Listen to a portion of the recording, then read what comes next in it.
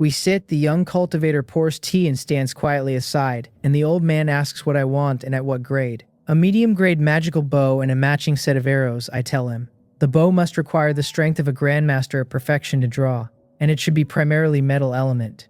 His eyelids come down and his pupils tighten as though pinched. After a silence, he says slowly that if it takes that much strength to draw, a man would need at least late-stage grandmaster strength to keep using it. Then he says this artifact is plainly not for me. I have a good friend skilled with a bow, I tell him. I wish to give it to him. A medium-grade artifact as a gift, and a bow at that, he says. That is a generous gesture. He saved my life, I say casually, and I see, he says nodding. But a bow is harder to refine than a flying sword, and the price is not low. With the workshop master's attainment, I say a medium-grade artifact should be a simple matter. Give me a quote, and if the cost is genuinely unbearable, I will give the idea up. The meaning of which is clear enough. If he intends to gouge me, I walk. He may be the only man in this market who can refine high-grade artifacts, and there are several others who can manage medium. He thinks and then gives me the numbers. A medium-grade artifact runs between 80 and 120 spirit stones, and the bow will be 80. 9 arrows, even at low grade, come to 60 or 70. With materials and refining fees no less than 200 in total. Then he adds that if I provide the materials myself, it drops to 170. I go quiet. There are no finished bow-type artifacts anywhere in this market, he says, since immortal cultivators are not known for physical strength. Then he offers me the easy way out and says that if I am willing to drop the grade, it becomes much simpler, at 40 or 50 in total. Then he takes a shallow sip of his tea and gives me the room to think. After a while, I brush my hand across my storage pouch and a small porcelain bottle comes out. Workshop master.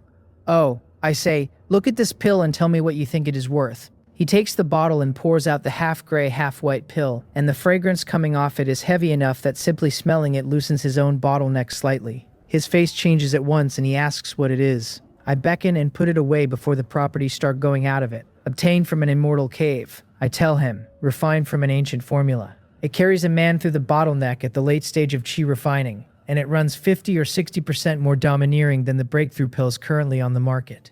Are you serious, he says? I would not go so far as to deceive the workshop master. His gaze narrows and his fingers tap the sandalwood table, and after a moment he says that if that is true, this pill can be worth 60 spirit stones. He happens to sit at the peak of the 8th layer himself, and has been stuck on that bottleneck for years, which is the only reason the number comes out that high. Still expensive, I think, and I want the medium-grade bow. After my eldest reaches Grandmaster perfection, he crosses to the immortal road, and even if converting his true chi does not put him at the 9th layer, the 7th or 8th is realistic. At that point, a medium-grade bow in his hands carries the force of a high-grade artifact, and it becomes the thing this family uses to make other chi-refining clans think twice. But taking 60 off 200 still leaves 140, which at present is an enormous sum for me, and my son's formation research needs spirit stones held in reserve. Behind it, can I make up the difference with other pills that improve cultivation, I ask? He thinks, and something occurs to him about his own grandson. That is right, he thinks. Joe Sam was not confident refining the bone-strengthening pill from 3 sets of materials. I wonder how confident this one is. Pills that improve cultivation are far below that breakthrough pill, and I am not short of them, he says. Then he pauses. However, if fellow Taoist Sansu can accomplish one thing, I can reduce the price. What is it, I ask. He slaps his storage pouch and a formula comes out and flies in front of me, and my divine thought goes over it and I have the whole of it memorized in a breath. Bone strengthening pill. That formula is an ancient one that O paid heavily to collect, he says. It strengthens the bones and can alter a person's physique. It is best taken by a child under 12 and does almost nothing after 18. Then he tells me why he owns it. He has a grandson, 8 years old. Because the boy's mother was once injured, he was born with a frail body and will have difficulty surviving past 20. Both of the child's parents are dead, and this is the only grandson he has. All he wants in this life is for the boy to grow up healthy and live out his years in peace. And this pill is where that hope sits. The trouble is the main ingredient, withered bone flower, which is extremely rare. He had people search everywhere, and they found 3 flowers, which makes 3 sets of materials and no more. He asked Elder Jew Sam of my own shop, and Jew Sam gave him a 50% chance, so he set it aside. Then he looks straight into my eyes and says that if I can successfully refine it, 1 pill is worth 40 spirit stones to him, with no upper limit. Most ancient formulas are difficult, I tell him. On this one, I can only do my best. Thank you, fellow Taoist, he says, and stands up, and cups his hands with real weight in it, because he has just been handed something that looks like hope. However, I have a condition of my own. I ask him to refine the artifact for me first, because on the bone strengthening pill I need a period of study and will only attempt it when I am confident. Half a year at the outside, I tell him, and 3 or 4 months if it goes quickly, and there will be a result either way. He agrees, and hands over the 3 sets of materials as well, and asks me to save his grandson's life. I nod. I am not far off the standard for refining high-grade pills. 3 or 4 months is my own estimate for reaching it. Once I am there, with my grip on how spirit medicines actually behave, I am confident of getting a batch out of those 3 sets. I am not the man who first touched this discipline a year and a half ago, though on a formula that difficult, with only 3 sets of materials producing anything at medium grade or above, is not going to happen without outrageous fortune. A few days later he gathers his materials and begins on the bow, and because his grandson's life is now sitting in my hands, he does not hold anything back. Half a month after that the armory sends word to the shop that the commission is finished, and I go over at once. Fellow Taoist Sansu, he says laughing, I have not failed you. This bow was refined in a single pass and it went very smoothly. Then he introduces it. The bow weighs several thousand pounds, and without the physical strength of an innate martial artist, a man cannot lift it off the ground. Both the body and the string are taken from the materials of a 7th layer demon beast, a dark ink flood dragon. And as I requested, without the strength of Grandmaster Perfection, it cannot be fully drawn. There are 9 arrows, fletched with demon beast feathers, all of them low-grade artifacts. The force in a single arrow is well below a normal low-grade flying sword. Matched to this bow, drawn on pure physical strength and driven with dharmic power, it approaches a high-grade artifact, and the arrows and the bow are linked, so a cultivator driving the bow can call the arrows back. He has named it the Ink Flood Dragon Bow, and he says the combination of chi and martial arts makes it one of the finest things he has ever built. Then he asks whether my good friend can actually wield it. Perhaps, I tell him, and I run a hand along the body of it. The whole thing is a deep black, carved with beast patterns, rugged and full of force. Then I cup my fists and thank him properly, and tell him that on the matter of the bone strengthening pill, I will go all out. Back at the shop I call my son and tell him to put this bow into his eldest brother's hands. This is a medium-grade artifact, he says, having felt it carefully with astonishment sitting on his face. Your eldest brother intends to walk both roads at once, I tell him. Once he crosses to the Tao of Qi, this bow in his hands carries force comparable to a high-grade artifact, and it becomes a major card of this clan. He nods, agreeing entirely, and leaves the market that same day for Chonggang County. The storage pouch is too small, and the bow has not been refined to him yet, so it cannot be shrunk and stowed, and he simply carries it on his back the whole way. Fortunately, he has the physique of an innate perfection martial artist. Otherwise, he would be holding it up on dharmic power alone, which would drain him and leave him badly placed if anything happened on the road. As it happens, the only thing he meets is a group of petty villains, one man at the acquired peak leading 17 or 18 others. His temperament is cold and set apart. Outside his concern for this family, other people's lives weigh essentially nothing to him. He forms the gesture and condenses a golden flying sword, and there is a flash, and under the direction of his sword finger, every throat in that group opens at once. None of them get as far as begging an immortal master for mercy before they go down into the road, one after another. Then he steps over them, walks a few paces, turns back, and searches the bodies for a while. Father said not to forget to loot after a killing, he says to himself. A great empire of wealth is also built up a little at a time. Over 1,000 ounces, 2 martial arts manuals. Then he finds the silver silk armor the leader was wearing, and notes that it turns a blade or an axe well. He also observes that it appears to be cut in a women's style, and produces a very odd smile at the thought that somebody out here has that particular hobby. Public morals, he concludes, are deteriorating. He travels fast, and a little over a day later he is inside the borders of Chonggang. Without the bow, he could have flown on his sword and been home in 2 or 3 hours. A sharp-eyed guard recognizes the young man with the enormous bow on his back and shouts for the 5th master, and asks whether he has come back from his travels. The whole house comes alive. Everyone except my 2nd and 3rd sons, who are away handling business in other counties, surrounds him. My eldest grandson leads a row of younger brothers and sisters in bowing to their 5th uncle, and my son's mouth curls slightly and he nods at them. No, my daughter says, looking left and right with disappointment arriving on her face. How is it only you? Where is father? My wife and my eldest both wait for the answer without saying anything. Mother, do not worry, he says. Father is well. He instructed me to come back first and put this bow into big brother's hands. Then he unties it and hands it over with the arrows, and when my eldest takes it, his pupils tighten, because bow and arrows together come to several thousand pounds. 5th Uncle Diogjo says, "What kind of bow is this?" Looking at it, it is truly extraordinary, as though the aura of a primordial fierce beast were coming straight at us. It slightly resembles Uncle White. The Uncle White in my grandson's mouth is the tiger. My son rubs his head and tells him it is the Ink Flood Dragon Bow. The body and the string both use material from a demon beast called a dark ink flood dragon, fused with some spiritual iron. That the 9 arrows are the same. Demon beast materials, Dok says, and his eyes come alight.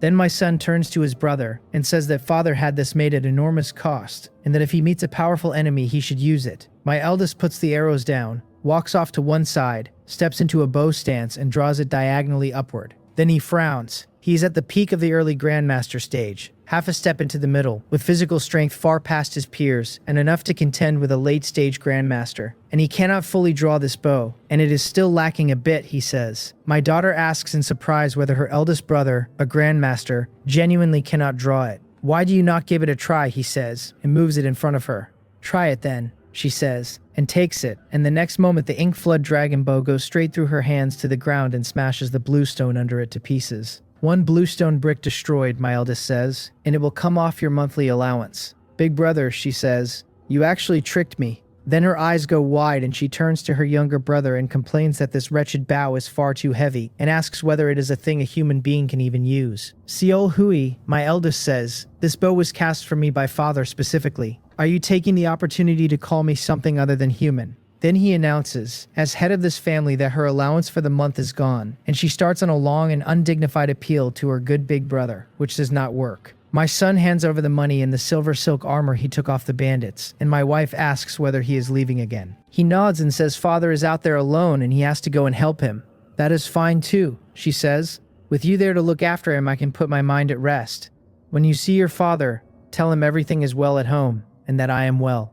No, my daughter says. Tell father that Seol Hui misses him a great deal. I miss grandfather too, says Deokjo, and Deokyung says it after him. The youngest two have no memory of me at all, or of this fifth uncle, and simply stare from their mother's arms, with their dark bead eyes. He stays an hour and then takes his leave. Before going, he hands over transcriptions of everything to be stored in the ancestral hall. That is the introduction to artifact refining, the encyclopedia of spiritual plants, the introduction to the Tao of formations, Hyunjin's detailed explanation of formations and the golden sword art. He also tells his eldest brother where the two of us are sheltering and roughly how I am. Once he is a safe distance from the house, he calls his flying sword out of the storage pouch, steps onto it, and goes off over the horizon as a line of golden light. A little over 2 hours later, he is back in the market, and it is late at night when he reaches my room and passes on the messages. Your mother is reasonable and understanding, I tell him, and Seol Hui still has a bit of a child's temper in her. Rest easy. Inside 3 or 4 years we will be able to go home. Then I tell him to concentrate on formations, because they will be of enormous use to us when we do. Your child understands, he says. 2 months later in the courtyard of Namsan, my eldest stands in the middle of the yard and breathes out like thunder. His bones and his muscles ring together, and his blood surges like a flood dragon and a great elephant moving at once. The sound that comes off it is somewhere between a roar and a trumpet. When his eyes come open, 2 physical beams of essence light come out of them like innate chi drawn into lines, sharp enough to go through metal and stone. My eyes seem to have changed, he thinks. It seems I can condense sword light, turning the illusory into something real with actual destructive power. How wondrous. And of all father's children, only I have these eyes. Then he lets it go, because what he has actually done is break through to the middle stage of Grandmaster, and his strength has climbed by several tenths again. He turns and looks at the ink flood dragon bow standing on the ground, whose aura alone is enough to drive ordinary animals away from that courtyard. He walks over and locks 5 fingers around the body of it like steel pincers, and his dantian sinks like lead. His waist and spine move the way a flood dragon moves its tail, and the strength comes up through his shoulders into his arms. He draws it, with his bones and muscles going off like thunder. The ink flood dragon bow bends into a full moon. It is slightly forced and I have done it, he thinks. Supplement it with innate true chi, and shooting dozens of arrows in succession is not out of the question. Just then my second son walks in, sees the posture, and praises the strength of it out loud, and asks whether that is the bow. It is, my eldest says, smiling. And now that he has reached the middle stage of Grandmaster, nobody below Grandmaster perfection can withstand him. And at full power he is confident he could kill a late-stage Grandmaster. Then his mouth curls and he strokes the bow and says that with this, even Grandmaster perfection can be killed. My second son stares at it with a distinct trace of envy and says that father is truly biased. Last time he gave him the Frost Cloud Breaker and now the Ink Flood Dragon Bow as well. Then he asks what grade it is. Uno said it is a medium grade artifact, my eldest tells him, and the 9 arrows are low grade. My second son sucks in a breath and asks, shocked, whether that is a complete set of bow and arrows as artifacts, and whether the bow is genuinely medium grade. Why are you so surprised? My eldest asks. Big brother, he says, you may not know, but I have been learning about cultivators. Artifacts are their weapons and can only be traded for spirit stones or for things cultivators need. A medium-grade artifact for a top-tier rank 6 martial family like the Yang would take the collective effort of the whole clan and 20 or 30 years to assemble the equivalent in resources. True, my eldest says. Without the ability to fly and to burrow, the rare flowers and herbs in deep valleys, or the demon beasts in the depths of mountains and marshes, are almost impossible to find. Father has only been on the immortal road a few years, my second son says with admiration in his eyes, and he can already trade for a medium-grade artifact. Otherwise, how would he be the father of all of us? My eldest says, and laughs. Then my second son slaps his own forehead and says he almost forgot the main matter, and reports that our people in the county city have gathered news. The Yang family has changed its head. My eldest's face does not move at all, and he asks when. Half a month ago. I see, he says, and the letter mentions a rumor, my second son says, that the old head of the Yang family originally wanted your father-in-law in the seat. Did he want my father-in-law used to win our family over? My eldest says, and then registers the rest of it. And my father-in-law did not agree. He is genuinely surprised by that. Perhaps because of last time, my second son says. Uncle Yang has always felt guilty about it. He is sharp and he does not play underhanded games. But it also shows that although the Yang family is vast, the inside of it is already divided, unlike ours, which is stable. That is something we should learn from, my eldest says, thinking about it. Over enough time, it is hard to guarantee this family never faces the same thing. Then he asks whether there is anything else, and seeing his brother hesitate, smiles faintly, and says they are brothers and there is no reason to circle a thing. It is still the county city, my second son says, and it concerns the Song family. Their appetite is getting larger and they are no longer satisfied with half the profit. Then he says that greed is human nature, and asks what his brother intends. Refusal. The Sang family there has a foundation slightly above the Yang families, my eldest says, and they hold peak martial experts at Grandmaster perfection. He cannot act rashly because acting rashly exposes this family's foundation before its time. What is needed is a stronger power in that city, one that can hold the Sang family down. I was thinking the same, my second son says. If Big Brother has a good solution, then all is well, and if not, he plans to abandon the visible operations there and keep only the hidden ones, to watch the city. The Song family is a rank 5 house, my eldest says. To deter them, we would need at minimum a top-tier rank 5, if not a rank 4. Then he stops in the middle of saying it and his eyes light up. The Jew family. When Uno came back, he says, he told me father is now an alchemist and serves as a guest elder in the Jew clan alchemy shop of the Woho market. My second son is startled and asks whether his brother means the Jew family of Woho County that was recently promoted to rank 4. It must be that one, my eldest says. Then we have a way to handle them, my second son says, and we can even make the Song family give back everything they have taken off us these last few years. A rank 4 family can only be a cultivation family, and there has to be a foundation establishment cultivator inside it. Against that, a rank 5 house is cloud against mud. Make sure father's identity as a guest elder of the Jew family is not exposed, my eldest warns him. That goes without saying. On the 24th of December, the divination comes up middling to good. It tells me my second son intends to use the name of the Jew family in a negotiation with the Sang family, aiming to reclaim our businesses outright and put roots into the county city. That child is genuinely bold. I mostly consulted on the family's fortune, and half a month ago it told me my eldest had broken through to the middle stage of Grandmaster, which pleased me a great deal. This one is only middling to good, which means there is a chance of success and a real chance of failure. Wani wants to borrow the weight of the Jew family, and he does not have enough of it.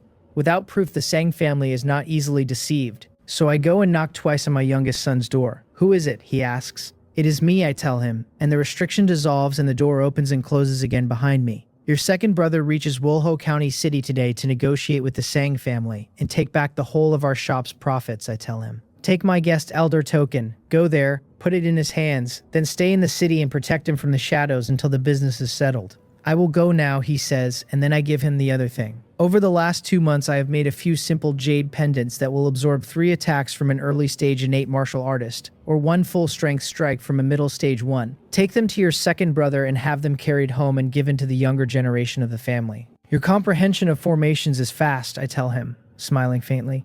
You have actually learned defensive patterns. The path is hard to enter, and a spirit gathering formation is not simple either, he says, and I comprehended that. A restriction jade with a defensive pattern on it is nothing after that. Then he adds, exactly as I said, that he does indeed have quite a talent for the Tao of formations. You're not being humble this time, I say, and laugh at him. Did you not doubt yourself deeply at the start? He chuckles, takes the token, forms the seal to stow it, and leaves the market for the county city. I am not worried at all, so I go quietly back to my alchemy. These last few days my furnaces have been giving me 7 pills, 5 medium grade and 2 low. On the medium grade success rate alone, I am now a step ahead of Ju Sam. In the control of heat, and in the way the liquids change under it, I can feel a bottleneck sitting there. If I break through it again, high grade becomes possible, and that opportunity is not far away. A few miles from the city gate, my youngest waits less than half an hour before his brother arrives. No, my second son says, "Why are you here?" Father said you would arrive today, so he asked me to wait. Father is truly capable of divination, my second son says, laughing. Then a token flies out of a storage pouch into his palm, along with 7 cyan jade pendants. He sees the character of the Ju family cut into the face of it, and asks what this is. Second brother, my youngest, says, "Is this not exactly what you need? Otherwise, how do you gain the San family's trust? When you negotiate with a tiger for its hide, empty words are useless and only truth mixed with falsehood gets believed." Then he says he will also be protecting him from the shadows, and to negotiate boldly. My second son cups his hands and grins and thanks him, and asks about the pendants. I have had some small success with formations. My youngest says, "These are practice pieces and they will take 3 attacks from an early stage innate or 1 from a middle stage. A small token of affection from a 5th uncle to the younger generation. 1 for each," my second son says, which is perfectly appropriate. This 5th uncle of yours is truly impartial. Then he says the rest of it without a trace of jealousy in him. Unknow's abilities are becoming remarkable, he says, and he is worthy of being a cultivator, and he has already passed his brothers and become the pillar of this family. Second brother, you flatter me, my youngest says. Father says big brother is the one who guards this family in future, so how do I compare? And once you cultivate, the family's cultivation businesses will be yours to run. Then my second son laughs and says Unno is becoming sensible, and rides into the city. In a private room on the 2nd floor of the Kwangho residence, Sang Hawan sits across from him, with 2 men behind him standing as still as iron. "Brother Myongwon," he says, "why have you come to the county city in person? Has something major happened?" And he knows exactly what has happened. Somebody in the Sang family looked at our businesses and got hungry, and now wants not only the half share but to swallow the operations whole. He personally thinks that is killing the goose, and against the weight of his own clan he is helpless. If we were on good terms with the Yang family, the Song family would not fall out with them over shops. But by everything he has gathered, we had an unpleasant incident with the Yang main branch, and the Song family does not take Yang Zhou on his own seriously. Brother Sang, my son says, "You ask knowing the answer. Your family's appetite is simply too large, and it forces mine to look for another road." Then he picks up his cup and takes a small sip. "Is that so?" Sang Hawan says. "It is common enough for noble families to gather and disperse on profit. But..." Then his eyes come up sharp as a blade and go straight into my son's. Is he certain his family can carry the consequences of turning away from the Sang family? He is not thinking of asking the Yang family to back him, is he? "Brother Sang, you are joking," my son says, and sets the cup down with a smile on his mouth. "How could the minor friction between my family and the Yang main branch possibly be hidden from you?" "Then I do not understand," Sang Hawan says. "Does your family have a partner more suitable than mine?" My son smiles faintly, and in the silence takes a token out of his robe and lays it on the table with the Ju character facing up. Sang Hawan's pupils shrink and his brows come down at once. That character puts the Ju family into his head immediately, and the Ju family are the overlords of Wolho County City, the Seo family and the Ju family, and it is not possible. The Ju are a rank 4 house, which is the top tier in that city. For martial families like the Song and the Yang, no matter how deep the foundation goes, promotion to rank 4 is impossible without a foundation establishment cultivator in the clan. Which is exactly why they all push their disciples with spiritual root aptitude so hard and encourage them to marry and produce children. And even for a rank 5 martial house like the Sang, only 2 or 3 cultivators have ever appeared, because spiritual root aptitude is simply that rare among ordinary people. Most of what turns up is pseudo-spiritual root that stops at the 4th or 5th layer. This token is real, he decides, and his heart moves. More than a decade ago, he was fortunate enough to attend the Ju family's promotion ceremony to rank 4 and saw a Ju token there. This one is slightly different, and Ju tokens come in types according to rank and standing. A guest elder token sits second only to the family head and the elders, and it is a statement of position. He has not seen this exact one, and his instinct still tells him it is genuine. It carries the Ju family's own crest and patterns, and it has the particular aura of the thing refined by cultivators, none of which is anything our family could reach or even know about. He turns it over in his hand a while, then smiles and hands it back and says that our family has great opportunity to have climbed as far as the Ju. "Not at all," my son says. Half a year ago, a Taoist passed through Chonggang by accident and wanted to take one of our juniors as a disciple. The child is young and not suited to following him yet, so the man plans to come back in a few years. He left this token behind. He appears to be a guest elder alchemist of the Zhu family. An alchemist. Everything in Song Haowen's head rearranges itself, and he apologizes with a smile and says that Junior is truly lucky. That even in the Song family, very few disciples get the chance to step onto the immortal path. Then he starts talking fast. He is displeased with some of his own clansmen, he says. They are too greedy and lack the bearing of a noble family. Today, beyond probing Brother Myungwon's position, he also wanted to say plainly that on the strength of years of friendship, he will not let him suffer this. He will go and persuade the people in his clan. In fact, he feels the Sang family should be ashamed to be taking that half share, because that is no way for friends to behave. And in a few days at most, it will be returned in full. How could I be so embarrassed, my son says. Given our friendship, accept it with peace of mind, Sang Haowen says. As long as the Sang family stands in this city, there are not many people who would dare covet your businesses. To win us over, the Song family is now volunteering to be an umbrella. With the rank 5 house of the county city standing over us, there genuinely are not many who would try. Their goal, of course, runs through us to the guest elder alchemist behind us, in hope of obtaining cultivation pills from him, at which point everything they have spent becomes worth it. Spiritual plants of a few decades or a century they can still pull out of deep mountains themselves. Pills cannot be bought with worldly wealth at all. Artifacts are the same, and only trade for things cultivators want. If the Song family ever intends to be promoted into a cultivation family, they have to keep courting cultivators, and an alchemist is exactly the sort of person they will exhaust themselves to befriend. Half a month later, in the first grade pill room of the Zhu shop, I come out and send for the shopkeeper. Guest Elder Sansu, he says, bowing. Were you looking for me? He is in his 40s or 50s, and although he is a cultivator, he sits at the 4th layer. He holds the lowest grade of pseudo-spiritual root, and was very nearly discarded by his own family. And managing a shop in the market is what was left for him. There are a great many people like him in the Zhu family. His good fortune is that of his dozen-odd children. One has a miscellaneous spiritual root. There is no hope of foundation establishment there, and a late stage of chi refining is achievable under the family's cultivation. The boy is currently learning alchemy under Elder Zhu Sam. This is the chi recovery pill I have just refined. I tell him, take a look. He takes the bottle and sweeps it with divine thought and finds 5 pills inside. One of them is low grade and 3 of them are medium. And there is one more, a high grade pill, he says, and his head comes up and he looks at me with open disbelief. It is a small improvement in my skills, I tell him.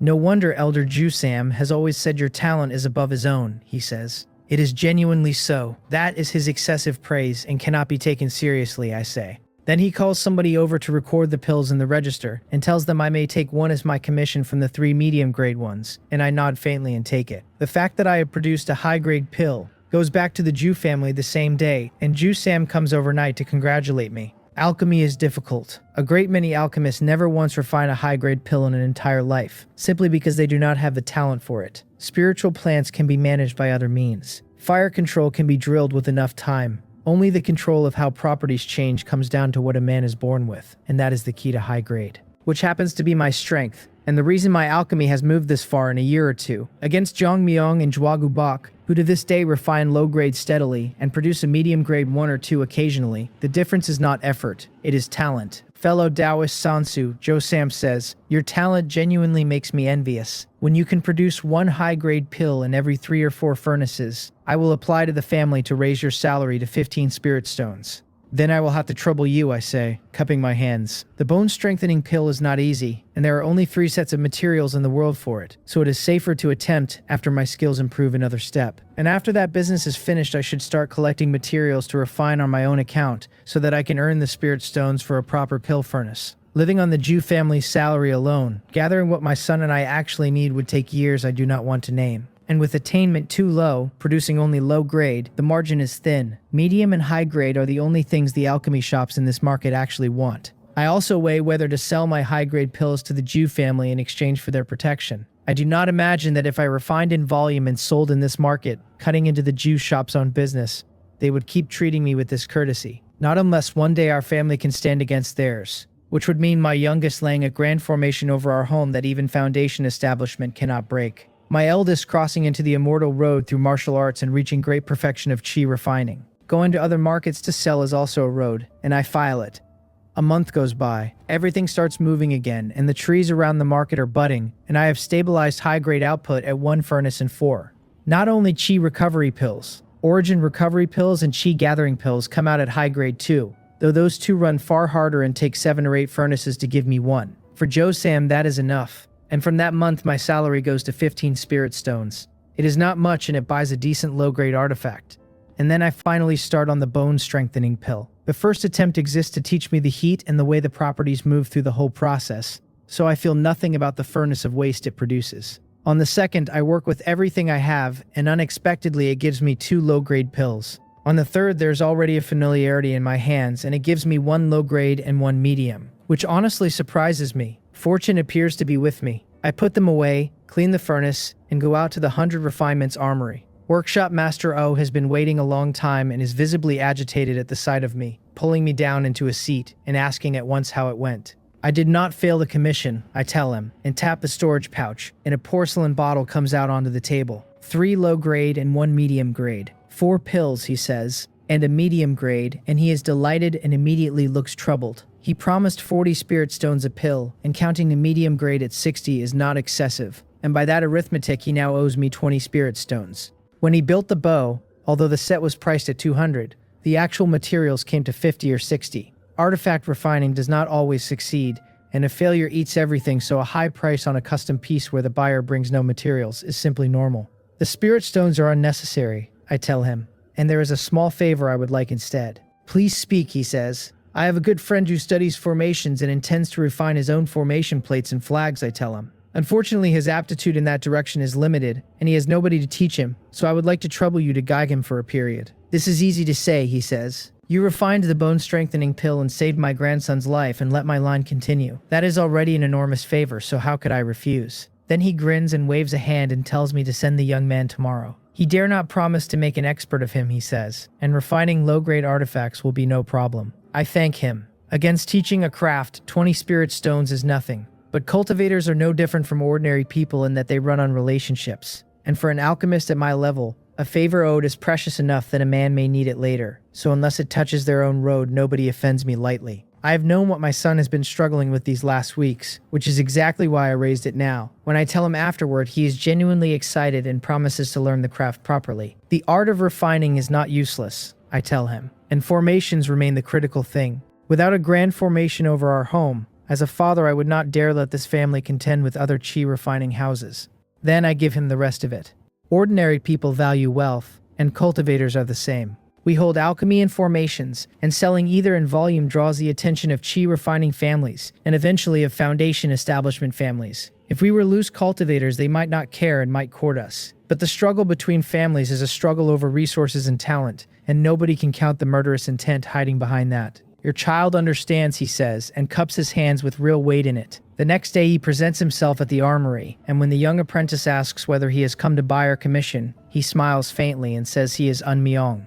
That he has been recommended by fellow Taoist Sansu to learn the way of artifact refining. At home, the east is going white and the sky is opening blue. Thin mist like ribbon winds around the new rice on the ridges, and a hooked moon hangs sideways in the old willows in front of the eaves. Smoke comes up out of the cottages and mixes with the mist into shapes that chase the clouds off. My wife sits in plain silk in front of a bronze mirror, while a woman in her 40s kneels behind her, working an old peachwood comb slowly through hair that has gone frost white. Once the bun is set, she checks it from both sides in the mirror. Ari, she says, your hands are as good as ever. I hear your daughter is marrying. Then she sighs and starts to say how long the woman has been in this house serving at her side. 21 years, the woman says. And it moves her too, and she remembers that she came into the manor at 11 or 12, that my wife took pity on her and chose her out of several to be her own maid. How old is your daughter? My wife asks. 15. 15 and marrying already, my wife says. My Siholu is 23 and still has not found a good match, and it worries me to death. The fourth young lady is intelligent by nature and peerless in looks, the woman says, smiling.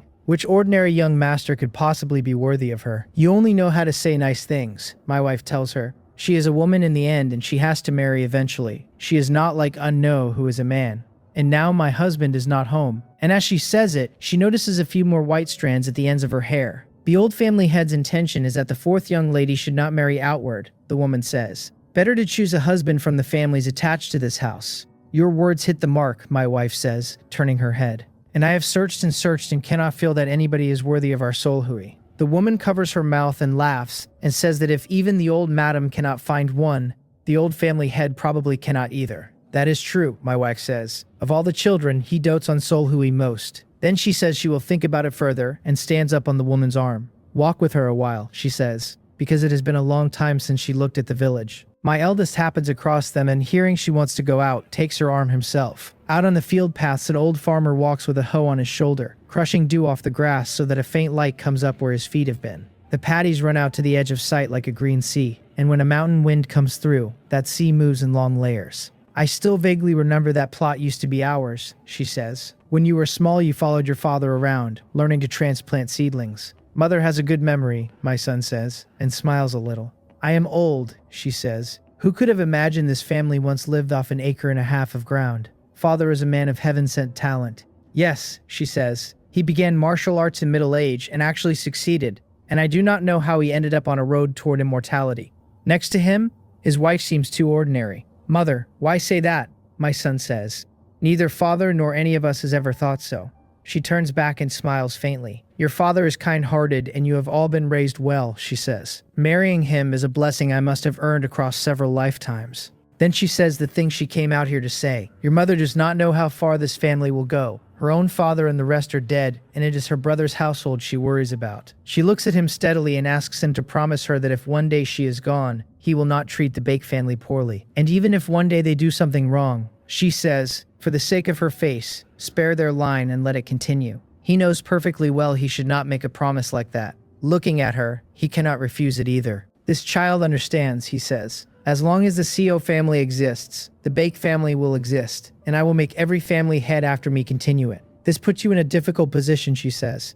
The family grows larger and larger, and there will inevitably be more regulations, and I am only an ordinary woman with her own selfishness. Even if father were here, he would agree, my son says. Your father, she says, and shakes her head and laughs, and looks out at 10,000 acres of green moving in waves, and lets her breath out. His heart is a great deal harder than yours, and he does not argue with that. I am a little tired, she says. Dolly, help me back. Coming into the house, they find Deokjo instructing Deokmoon in martial arts. Deokjo is 13 this year and already taller than his grandmother. And although he is young, his face has the settled bearing of an eldest legitimate son. Deokmoon is giving it everything, his fists whistling with something scorching riding on them, considerably heavier than an ordinary third-class martial artist's. His brother keeps one hand behind his back and handles him with the other. That free hand circles the incoming fist, kills the momentum of it, then closes on the wrist, pulls him in and turns a shoulder into his chest. Deokmoon goes 7 or 8 meters backward before he stops. At which point my eldest comes through the gate holding his mother's arm and tells them that if they want to spar they can go to the training ground, that if they frighten their grandmother he will twist their ears off.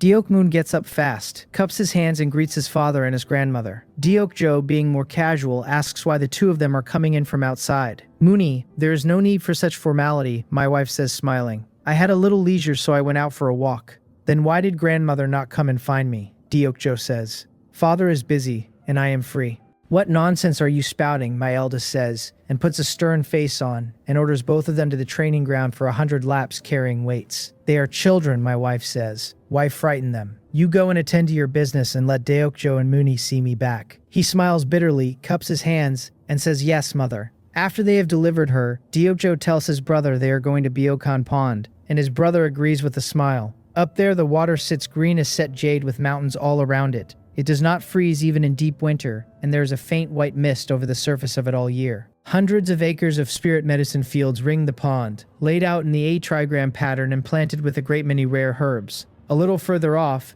3 or 5 bamboo houses stand scattered about. Jade marrow mushrooms grow in the moss on their roofs and glow at night like small lamps. Bronze chimes hang under the eaves and make that clean sound in the wind. Behind the houses 1,000 stalks of bamboo move together, and when the wind comes through, the joints knock against each other like stone chimes. Oh, Du and Shim Chungui stop their meditation when Deokjo calls, come over and bow, and greet the eldest and second young masters. Du stands at the peak of the first layer of chi refining now, and Shim Chungui at the second. With magic power in their bodies, my grandson, not yet innate, is no match for either of them. Which is exactly why he spars with them so often, to get familiar with how cultivators fight, so that if it ever matters he is not simply outclassed. Is Aunt Seolhu not here? He asks, looking around. Shim Chungui smiles lightly and says Aunt Seolhu went with the third master into the depths of the Broken Tooth Mountains, looking for rare herbs and spirit medicines and young exotic beasts. They did not take me again, he says, and the two of them smile, and he takes his brother off to find somewhere to train.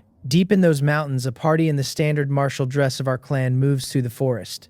Two people at the head of it are dressed differently, and one of them is a young woman sitting cross-legged on the back of a white tiger. The number of first-class and acquired peak martial artists in this family keeps climbing, and beyond the direct line we now have 2 or 3 innate martial artists as well. My daughter wanted young beasts to tame, which is why she is in the depth of the range at all. Hearing about it, my eldest thought it over and ordered her to take high-level clan guards and her third brother with her. For several months they have run into a great many exotic fierce beasts and not one cub. Even with her ability to speak to animals, these grown beasts have low intelligence and violent natures, and what she has is communication and not command. If a word could tame a grown beast, that would be the method of an immortal. Only a beast raised from small obeys her completely. Whatever they kill, they carry back as much of as they can, either for the family table or as reward for the guards' households. Beyond that, they have collected a few genuinely rare spirit plants of 20 or 30 years, lifted with the surrounding soil to be replanted in the fields at Biokan Pond. Anything that is a spiritual object has an exotic beast guarding it. They have traded blows with a demon beast or two at the second or third layer of chi refining, and taken the head of a ferocious blood wolf. Every major clan in Wolho County runs teams like this, hunting demon beasts and searching out rare medicine and iron ore. They sell what they find to chi refining families for spirit stones and other resources to supply the cultivators in their own clans. We put all of it into our own storehouse instead, and wait for the day it is wanted. Seolhui, my third son, says, "That is Dainai Peak ahead.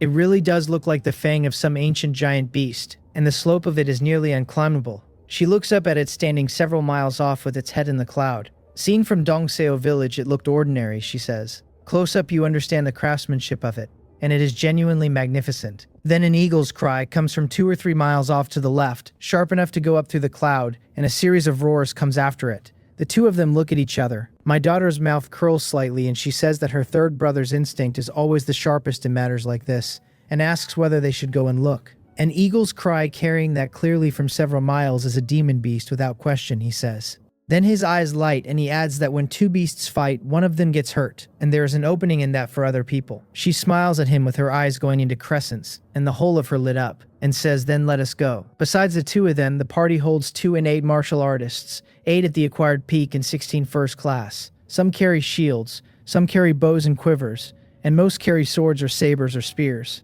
A cultivator who could cast would have made it perfect. They move fast and only slow when they are a few hundred meters out. Ahead there is open ground with a lake 100 meters across at the center of it. Not far from the water, a red-scaled python as thick as a water barrel has coiled itself up, facing a giant green eagle in the air with a wingspan over 10 meters. Both animals are plainly unusual. The python has a small black protrusion coming out of its forehead. The eagle carries a small tuft of green flame on its head that a careless eye would read as feathers. And the python is already carrying multiple wounds, with its scales broken open and the flesh under them ruined. Then both of them make a noise at once and the sound goes out in every direction. The lake, clear a second ago, throws waves at its own shore hard enough to put white spray 3 feet up, and every tree around our people moves. Everybody swallows and looks at everybody else. "Do not panic," my son says. "My instinct says there is profit here. Let us watch a little longer." "I will trust you one more time," my daughter says. They hide themselves at the edge of the forest and wait for the fisherman's share. Then the sky seems to tear like silk as the eagle's wings sweep it. Its claws come down like black gold quenched cold, catch the sun, and drive into the 7-inch mark on the python. The python is no ordinary animal either, and its head comes up with the tongue out and fangs white as halberds, and it bites back at the eagle's belly. The eagle beats its wings like lightning, and although its claws have already opened the python's flesh, it turns into a green rainbow and is simply gone. The python is enraged. It sprays a 3-foot cloud of purple and the field fills with miasma. And the eagle screams at the sky and beats its wings until the cloud is scattered entirely. Where that pale purple touched, the plants have stopped being alive. Green leaves have gone dark and branches have withered onto the ground, as though something had burned them. "Third brother," my daughter says quietly, "what rank do you make these two?" "Late stage of chi refining," he says. "Around the 7th layer. With abilities like that and bodies that solid, I suspect an ordinary grandmaster at perfection could not beat either of them." He looks at her and sees that her eyes are not entirely easy. "Wait a little longer," he tells her. "The python losing is close to settled. I am betting the eagle does not carry the whole snake away. If it does not, we are rich." Then he lays it out. Its scales and fangs make artifact material. Its flesh and blood hold endless vital energy, which is exactly the tonic a martial artist wants. The two of us and second brother do not have big brother's talent or unknows, he says. Without leaning on outside things, it is ultimately hard to catch up. And with an opportunity like this, I suspect we would have hope of innate perfection inside a year or two. All right, she says, and I will listen to you. Everybody holds their breath and lies flat in the undergrowth. The eagle beats its wings and stoops again and again. The python spits poison, and its strength is going out of it, and its scales come away and the blood goes into the red earth. After the time it takes to drink a few cups of tea, its pupils spread and stop focusing, and it comes down onto the ground, and the dust it throws goes 30 feet up. The corpse shakes a few times more, as though it were arguing with the outcome. Everything growing anywhere near it has withered. Then the eagle's cry goes up through the cloud and carries 10 miles, and it shakes its wings and stands over the body in open triumph. Its eyes move across the carcass a few times, and its claws go into one particular place and come out with a purple-green gallbladder. Then it is in the air and away toward the cliffs of Dene Peak. It really flew off, my son says, and his mouth curls, and he waves them forward. Move the python quickly. Wrap your hands in cloth and do not touch it with bare skin. Take the loose scales and everything else with it. Yes, third master, the guards say, and go. My daughter gives him a thumb up and beams at him and asks how he manages it. It was only instinct, he says, laughing and clapping his hands. Father always says my instinct is the most accurate thing about me and told me to follow my heart when I cannot decide. This is my talent, exactly the way yours is speaking to animals. Her eyes move and she taps her own temple with a fingertip and says fine. She will believe him this once. A few dozen breaths and the guards have stripped that field clean. Then they are back along the mountain path and into the trees, because they are all quietly afraid the eagle comes back and works out who took its kill. If it truly found them, none of them believes they would get out from under those eyes. Follow the direction I point, my son says, and every one of them does it without hesitating. As for the eagle, when it comes back to the lakeside and there is no python, it is furious, and its cry goes for dozens of miles, and it searches in the wrong direction, and they get clear. The tiger has been greedy for that flesh the entire way, and keeps making low noises as he runs. Stinky little white, my son says, you did nothing in this battle and you still want to share. You are truly crafty. The tiger answers. Those who see it get a share, my son repeats. Where did you hear that? You are a demon beast and you believe a human saying like that. The tiger answers again, and he laughs and turns to his sister and says the python is enormous. The scales and fangs are being kept for other uses, and the flesh and blood can be split among everybody here. Thank you, third master, the guards say, delighted. Since you say so, third brother, my daughter says, I will listen to you. The tiger says something else. Is Little White thanking me? My son asks. Exactly, she says. And this foolish tiger is fickle and mercenary. He says that in exchange for the python's flesh, he will let you ride him a few times in future. Let us get home safely first, my son says. My instinct tells me there may be treasure in that eagle's nest. The shout that the third master and the others are back goes up loud enough to make the bells on the eaves of the estate hum. Every maiden servant and guard in the place looks up in surprise and sees that the sound has scattered the cloud on the far hills. They are carrying a python 60 or 70 feet long out of the mountains, and half the village sees it and follows them to our gate out of pure curiosity. The body is as thick as a barrel and the scales throw a gold-red shine in the sun. It lies coiled like a burning cloud, and although the tongue has stiffened, the smell of it still bites. What an enormous red snake, an old man says, leaning on a stick. Is it a demon beast? Indeed, somebody says. I did not expect the third master and the others could kill a demon beast. They are formidable. The children watching hide behind the adults and cannot resist looking out, and one of them tells his father to look. There are horns on the snake's head, and asks whether snakes grow horns. Indeed, says a schoolteacher who knows a little of everything. A snake growing horns is a sign of it turning into a dragon. Then somebody says the family head is here, and the crowd goes quiet and opens a path, bowing. My eldest comes through it walking the way he walks now. His brows come together slightly at the sight of the python and his pupils shrink. After examining it, he tells everyone to disperse, and tells his brother and sister to move the snake to Byokan Pond. They understand him. A demon beast is best left to cultivators. Fine, my third son says. Let my wife come over as well. And my eldest immediately sends somebody to invite the third master's wife up the mountain. Jangman Chung is a cultivator too, and spends most of her time cultivating inside the estate, which is also so she can look after her son. Not everybody can put the world down and give themselves entirely to the road. Up at the pond, Odu and Shim Chongui are shaken at the sight of the thing. Even dead, it gives off something terrifying, well past what two small cultivators at the first and second layers can handle. What an enormous red snake, Deokjo says, and his eyes light up, and he asks his third uncle whether he killed it. Seeing my son look smug, my daughter takes the pretense down immediately and says not at all. They simply played the fishermen. Then she explains it. Near the foot of Dane Peak, They saw a green eagle with flames on its head fighting this snake. After a long battle, the snake died under the eagle's claws and its gall was taken. They used the opening to carry the body away. The snake is very likely a late-stage demon beast, she says, and its materials are precious even to late-stage cultivators, and this family has picked up a bargain. Demon beasts have real intelligence, my eldest says, surprised. Would that eagle let it go? That is thanks to third brother's instinct, she says, which is quite reliable in a crisis, and brought us back safely. A small matter, my third son says. Then Jiang Mancheng comes up the path, with her step gone graceful. She is in her early 20s, and after a few years in this house, she carries the bearing of a noble family's mistress. They greet her from every direction at once, each with their own name for her, and my third son goes over and takes her hand and says quietly that his wife has come. "Oh, do, Chongwei, sister-in-law," my eldest says. "The three of you work together and dissect this snake and collect everything usable." They agree, and my third son adds the warnings. It is a highly poisonous snake, and there will be a poison sac inside, and it must not be broken. The flesh and blood are an excellent supplement for martial artists, and are full of essence and chi. Keep the blood and the flesh separate. Deokjo Muni, my eldest, says, "You two stay in guard. If there is news, come down and report it. And do not let anyone disturb your third aunt and the others. Violators will be punished severely." "Understood, father." Third brother, fourth sister, everyone else. Follow me down to rest. And Little White, my daughter says, tugging at one semicircular ear, "You come with me, or you will steal the food." My own divination that morning comes up auspicious and tells me that my son and daughter have brought a complete 7th-layer red-scaled python out of the Broken Tooth Mountains. A 7th-layer python. That is genuinely good luck, and it really is true that when fortune arrives, heaven and earth lend a hand. A few days ago, I bought a copy of the Heavenly Flame art in the market, which is far above things like the Fierce Fire technique and suits Ryongi exactly. It is time to send Unno home. Eating that flesh and blood raw is ultimately wasteful, and I still have to find a way to buy a primary storage pouch because the defective one will never hold it. Between the Jew salary and selling part of my 1 in 6 commission,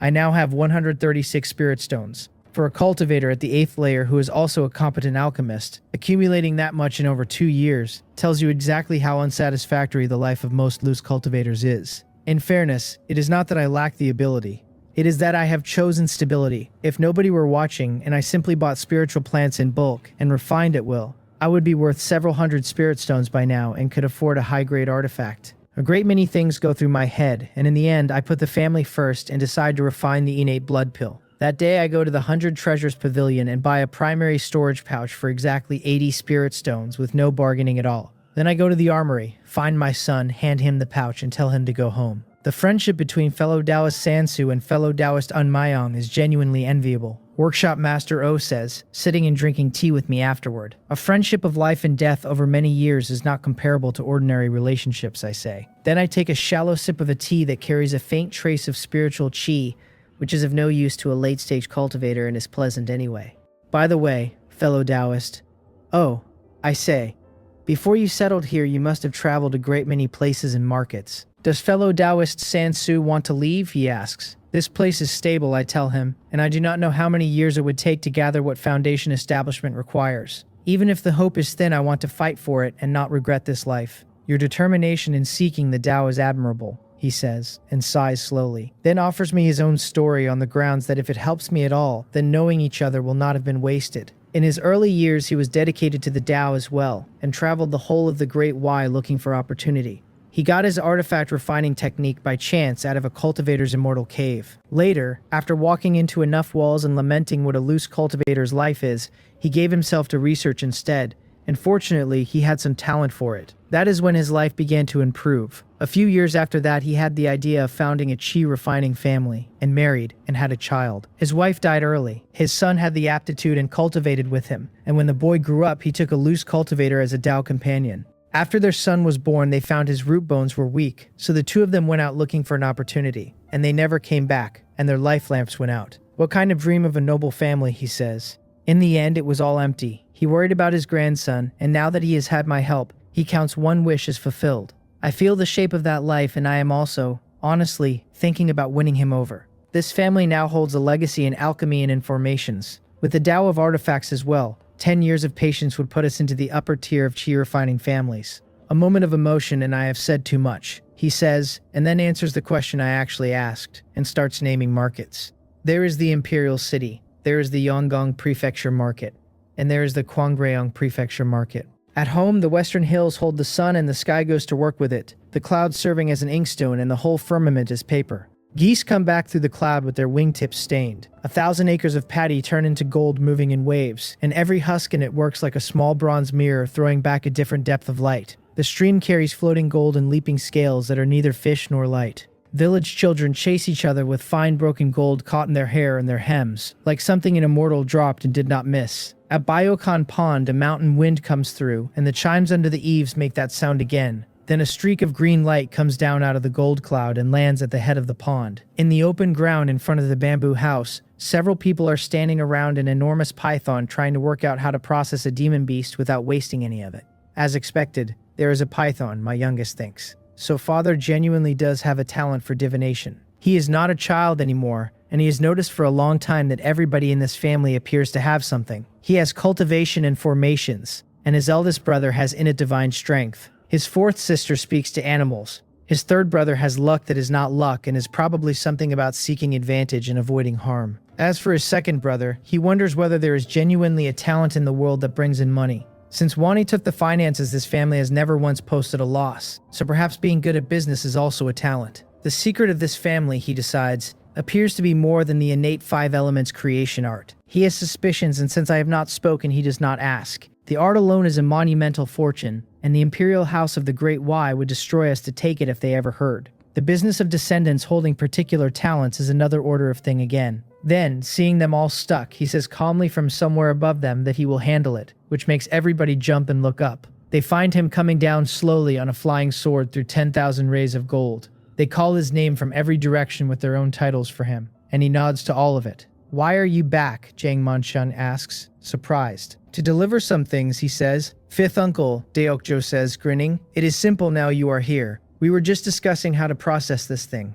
"Everyone step back a bit," my son says, and smiles faintly and says nothing else, and everyone steps back. He pinches a sword seal and the green flying sword hums, and its body wraps itself in pale gold. The gold spirals around the 7-inch mark of the python and lifts 3 bowl-sized scales with every turn. Under his power, the scales lay themselves down to the left of a green jade basin as neatly as geese in a line. His divine thought sweeps the body and finds the poison sac, and the sword light makes one cut and takes the sac out whole, into the basin, without breaking the membrane anywhere. Taking the fangs, the sword moves nimbly and picks the roots the way a woman holds an embroidery needle. Peeling the skin, the momentum goes heavy and solid, and the spine of the blade strikes the body so the skin comes off the flesh on its own. The finest part is the moment it takes the eyes, when the tip trembles 9 times and severs every attached nerve. Then the 3-inch horn comes up on his power in front of his face, with dark red patterns showing on the surface of it. He taps the tip with a fingernail and sighs. A few inches longer and it could serve as a primary material for a medium-grade artifact, he says. And as it is better than nothing. Then he sets it aside. Everybody watches it happen without saying anything, because in the time it takes to drink a cup of tea, an enormous demon beast has been taken apart cleanly. This is what you call the methods of an immortal master, Odu says, with awe sitting on his face. Cultivate well, my son tells him, turning, and in future all of you can have methods like this. The family head asked me up here to help, and now I am spared the work, Jiang Manqiang says, laughing. Thank you, 5th brother, and you are too polite, 3rd sister-in-law. Then he remembers something and brushes his storage pouch. 18 rhombic pieces of spiritual iron come out and land in 3 groups of 6 in the hands of Jiang Manqiang and Odu and Xinqiangui. When you cultivate, put these around you and activate them with magic power, he says. They draw in the spiritual chi of heaven and earth. The effect is limited and it will still speed you up a little. The 2 of them stay on the mountain and he goes down with the rest. My eldest and the others are delighted to hear he is back, and after the greetings they sent at once for my wife. I came back specifically to deliver a technique for Rionji, he says. He does not mention the python because he has decided the fewer people who know about his father's talent for divination, the better. He hands it over and tells his eldest brother that this is the heavenly flame art and that it is not comparable to the fierce fire technique they collected before. Rionji has good natural talent and suits fire cultivation, and that father has decided she will cultivate this. I will have Ryungi work at it with Manchum, my eldest says, and give this spirit-gathering formation to Ryungi as well, my son says. 3rd sister-in-law knows how to activate it. And then, regarding that python, he talks with all of them a while, greets his mother properly, and goes back to the market with the materials. The scales and the hide and the horn and the fangs stay at home, and the flesh and blood and the poison sac come to me. After I finish the shop's work each day, I refine the innate blood pill. Some of the herbs I buy outside, and fortunately they are common things that do not even rate as spiritual plants. Using the flesh and the snake's blood as the main ingredients, with several herbs behind them, I strip out the evil chi and harmonize the essence and the chi. The refining itself is far easier than a detoxification pill. The difficulty of that pill was all in the research. Inside half a month I have a good many of them. One pill supports an innate martial artist's cultivation for half a month, and an acquired martial artist can use it to open apertures, though that requires an innate to help refine it with true chi. For an acquired man, one pill is worth 2 or 3 months of hard work tempering muscle and bone. It comes in low, medium, and high grade like anything else. Unfortunately, it does very little for anyone cultivating the innate 5 elements creation art, where it will at most thicken the blood and chi and strengthen the frame. That art is about gathering the 5 elements chi, reversing creation and supplementing the spiritual root, and the profundity of it is not comparable to blood and chi. It will do very well for raising innate martial artists loyal to this family. And for a grandmaster like my eldest, only the high grade will register at all. In that same stretch, my youngest has worked out a large spirit gathering formation big enough to cover Biocane Pond and the medicinal fields around it. Carrying the blood pills home, he takes the opportunity to lay it. He also passes my instructions about the pills to his eldest brother, and then goes back to the market. In the study, my eldest explains the blood pills to his brothers and his sister, and all 3 of them are slightly disappointed. I thought we would reach innate perfection quickly, my third son says, sighing. It seems I thought too simply. Fortunately, it is still useful to Big Brother. Big Brother, take all the high-grade ones. Reach Grandmaster Perfection as soon as you can and cross to the Immortal Tao, so you can help Father and Unknown. All right, my eldest says, and accepts without any hesitation at all. Big Brother, give me a few, my daughter says, and I will let Little White taste them. He got none of the python meat and he has been moody about it. The room laughs and my eldest says fine. Take 10 medium grade, and everyone else take 10 and try them, since a martial artist still needs to improve muscle and bone and flesh. As for the low grade, he says, every innate martial artist who went into the mountains this time gets 1. The acquired peak men get 2 chi induction pills. The first class men get 5 aperture opening pills. Then I will thank you on their behalf, Big Brother, my third son says, cupping his hands, because he went through life and death in those mountains with them, and looks out for them accordingly. Right, Dandu, my eldest says. You said there may still be opportunity over at the Green Eagle's side. Next time I will go with you. Seal Hui, you do not need to come. Mother intends for you to marry Li Ji. Marry Li Ji. My second and third sons both look astonished, and when their eyes meet, the folding fan in my second son's sleeve very nearly leaves his hand. Mother's intentions, my eldest says, stroking the jade at his belt. I only found out today myself. My daughter is simply stunned where she stands, and her fingertips work at the ribbon of her skirt for a long moment. Then she stamps her foot and says she will not marry, and the silver pen at her temple is already trembling with the anger before she finishes saying it. Seal Hui, my third son says, I have to say a few words for Li Ji here. His martial talent is quite good, and he grew up with us. He is the right age and unmarried, and we know exactly who he is. Why does it feel more appropriate the more you talk about it? She says. My second son thinks about it, and adds that aside from her own brothers, Li Ji may be the only man in the whole prefecture city even slightly worthy of her. Second brother, third brother, she says, stamping again, neither of you is going to help me. Could it be, my third son says, frowning, that you mind that he was once a servant of this house? That would be your fault. Father taught us not to judge a man by his position. Besides, he is your third brother's good friend. Of course not, she says, shaking her head. How should I put it? Li Ji is very good, and he is not the one I like. Liking somebody is a complicated business, my second son says, sighing. Look at your third brother and me. Before we married, we met our wives once or twice, and are we not deeply attached now? But I look at Li Ji as an elder brother, she says, and her brows knot and her fingers work at her hem. How am I supposed to handle that? Am I to add more sibling affection on top of it? If that were acceptable, then you and I as siblings could do the same thing. Stop talking nonsense, my eldest says, and brings the bronze paperweight down on the desk with a sound like a bell. We share the same blood. How can you compare the two? But I have always looked at Li Ji as an elder brother, she says, and she is not frightened of him in the slightest and steps forward instead. In that case, it is genuinely hard to force, my third son says, and turns to his brother and suggests he speak to mother later and ask her to find somebody else. Fine, my eldest says, and looks at his sister's face and lets out a long breath. Since I am the one choosing a husband, she says, I have requirements. First, he must be stronger than I am. Second, he must have Big Brother's depth of feeling and father's judgment. I will not ask for much else, since this family does not care about the other side's background or money. When she finishes, all 3 of their faces have gone the color of ink. My eldest's knuckles go white against the edge of the table, and something rises in his throat, and he cannot speak for a moment. In the whole of Chonggang and the counties beside it, he says at last, in a voice like a cracked gong, where is there an innate perfection martial artist of your age? And as for depth of feeling, you have not married anyone, so where would feeling come from? Do you intend to court somebody for 3 or 5 years first? The angrier he gets, the more the jade at his belt knocks against the desk. You can afford to wait, he says. Mother cannot.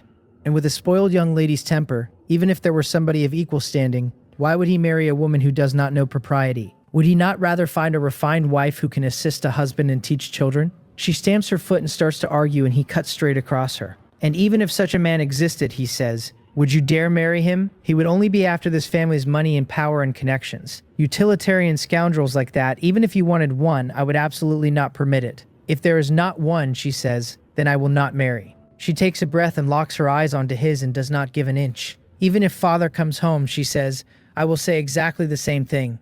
And then she pushes the door open and is gone. And the three of them are left looking at each other with the worry sitting all over their faces.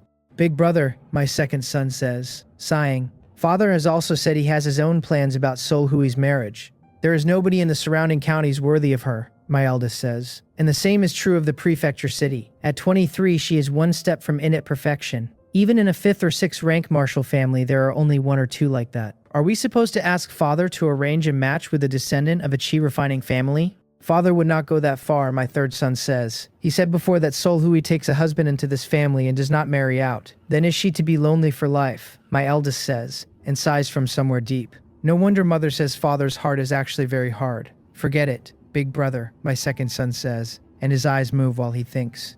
Let Sol Hui be. Perhaps if she cannot find somebody suitable, she would rather spend her life alone. And as for lonely and miserable, he says grinning again, her brothers and her father will all be with her, so how would we let her fall into that? And mother's vision is limited in the end, he adds. She means well for Sol Hui, and I believe father would not harm her either. In short, I trust father more. Without father's planning, how would we have this family at all? Fine, my eldest says, unable to argue with any of it. Big brother, my second son says, you go and persuade mother, since you are the family head. And he says it while already walking out of the door, so that only the end of the sentence is still in the room. My third son is equally quick and simply says nothing and follows him out. A pack of ungrateful people, my eldest says to an empty study, leaving the difficult things to me. In fairness, she is their mother. As sons, they cannot push back on her too hard. And unlike them, she never practiced martial arts, and her body grows frailer with the years. That afternoon, he goes to Munsim courtyard and reports his sister's words. After a great deal of persuading, he ends up throwing the entire problem to me, several hundred miles away. Your father is an outlier, my wife says, and the ones he raised are all the same. Never mind. Everything will be discussed when your father is home. Then she waves a hand with something held back in her voice and says she is tired and he may go. And then, watching the bamboo shadows moving outside the window, she adds, one more thing. Go back and tell Sol Hui that if one day her father uses her as a marriage piece to marry into some high noble house, she is not to come crying to me. Mother, please do not be angry, my son says, and seeing that she has no intention of turning to look at him, bows and asks her to take care of herself.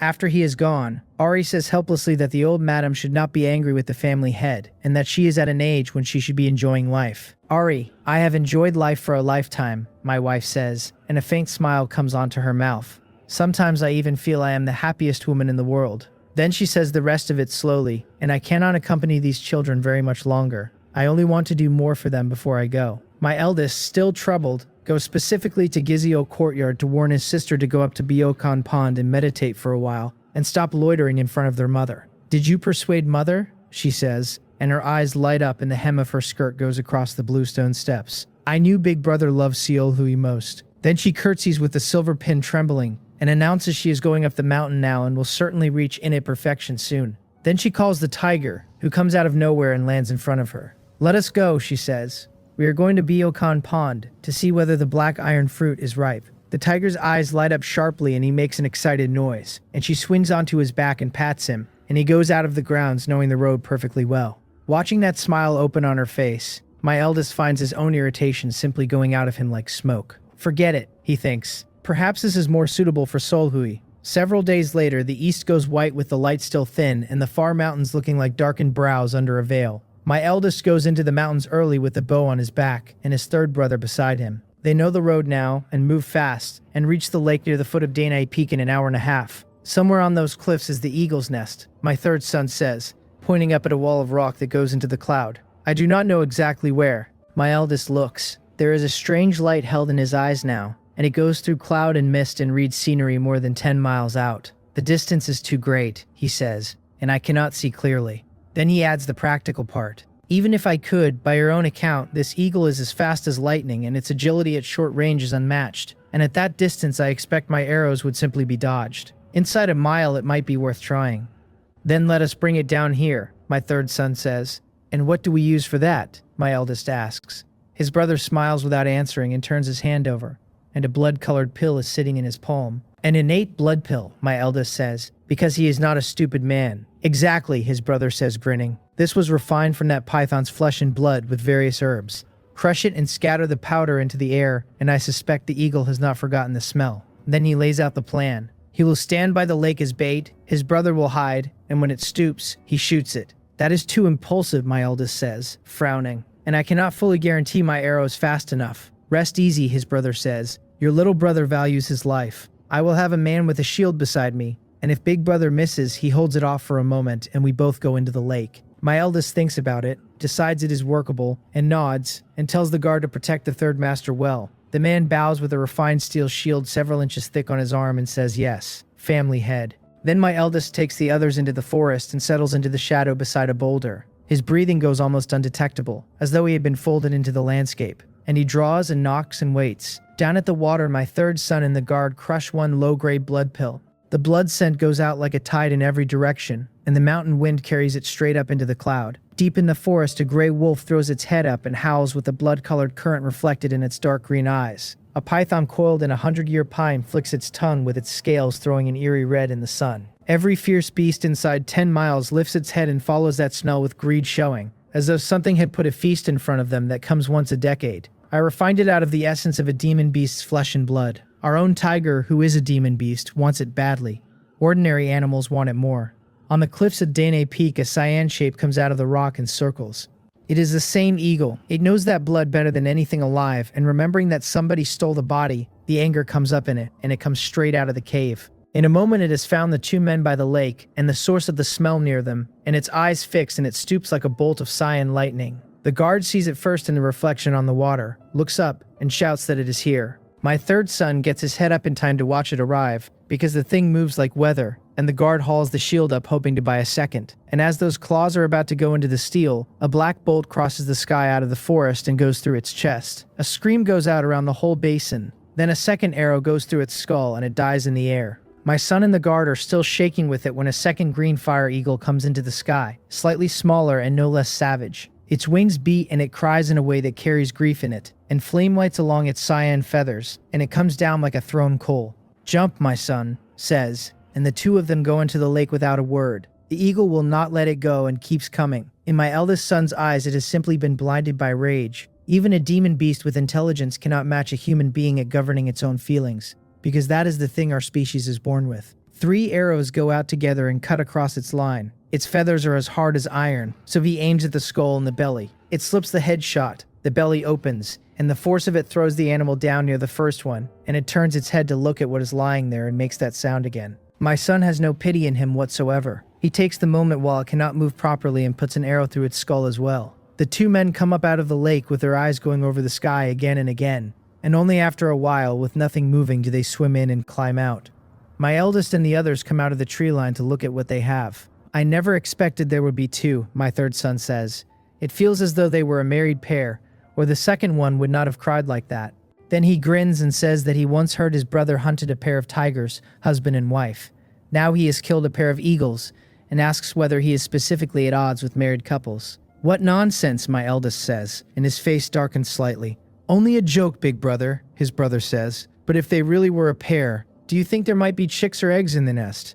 Third master, one of the guards says, this subordinate has heard that during a period like this, the male will go out constantly to bring food back for the female. My eldest thinks about it and looks up at the cliffs. If that is true, he says, we must bring them back. These are pure demon beasts, not like Little White who evolved into one, and their potential is far greater than his. But those cliffs cannot be climbed by human strength, his brother says. Why not wait until Unknown comes back? My eldest raises his head and stops him. If we rely on Unknown and Father for everything, he says, then what exactly are we? Rest easy, he says, and I will go up myself. Then he leans in and gives his brother a few instructions. I understand, big brother, his brother says, and I will bring what you need at once. Then he tells 2 men to stay and follow the family head's orders, and takes the rest back down with him. With my eldest standing over those 2 carcasses, no ordinary animal comes anywhere near them. Several hours later, my third son is back with a party and a great deal of hemp rope, and they carry the 2 eagles to the foot of the peak. My eldest ties the rope around himself, takes his quiver, holds an arrow in each hand to drive into the wall, and starts climbing on the leverage of them. A cliff 1,000 feet and more is not a thing ordinary people climb.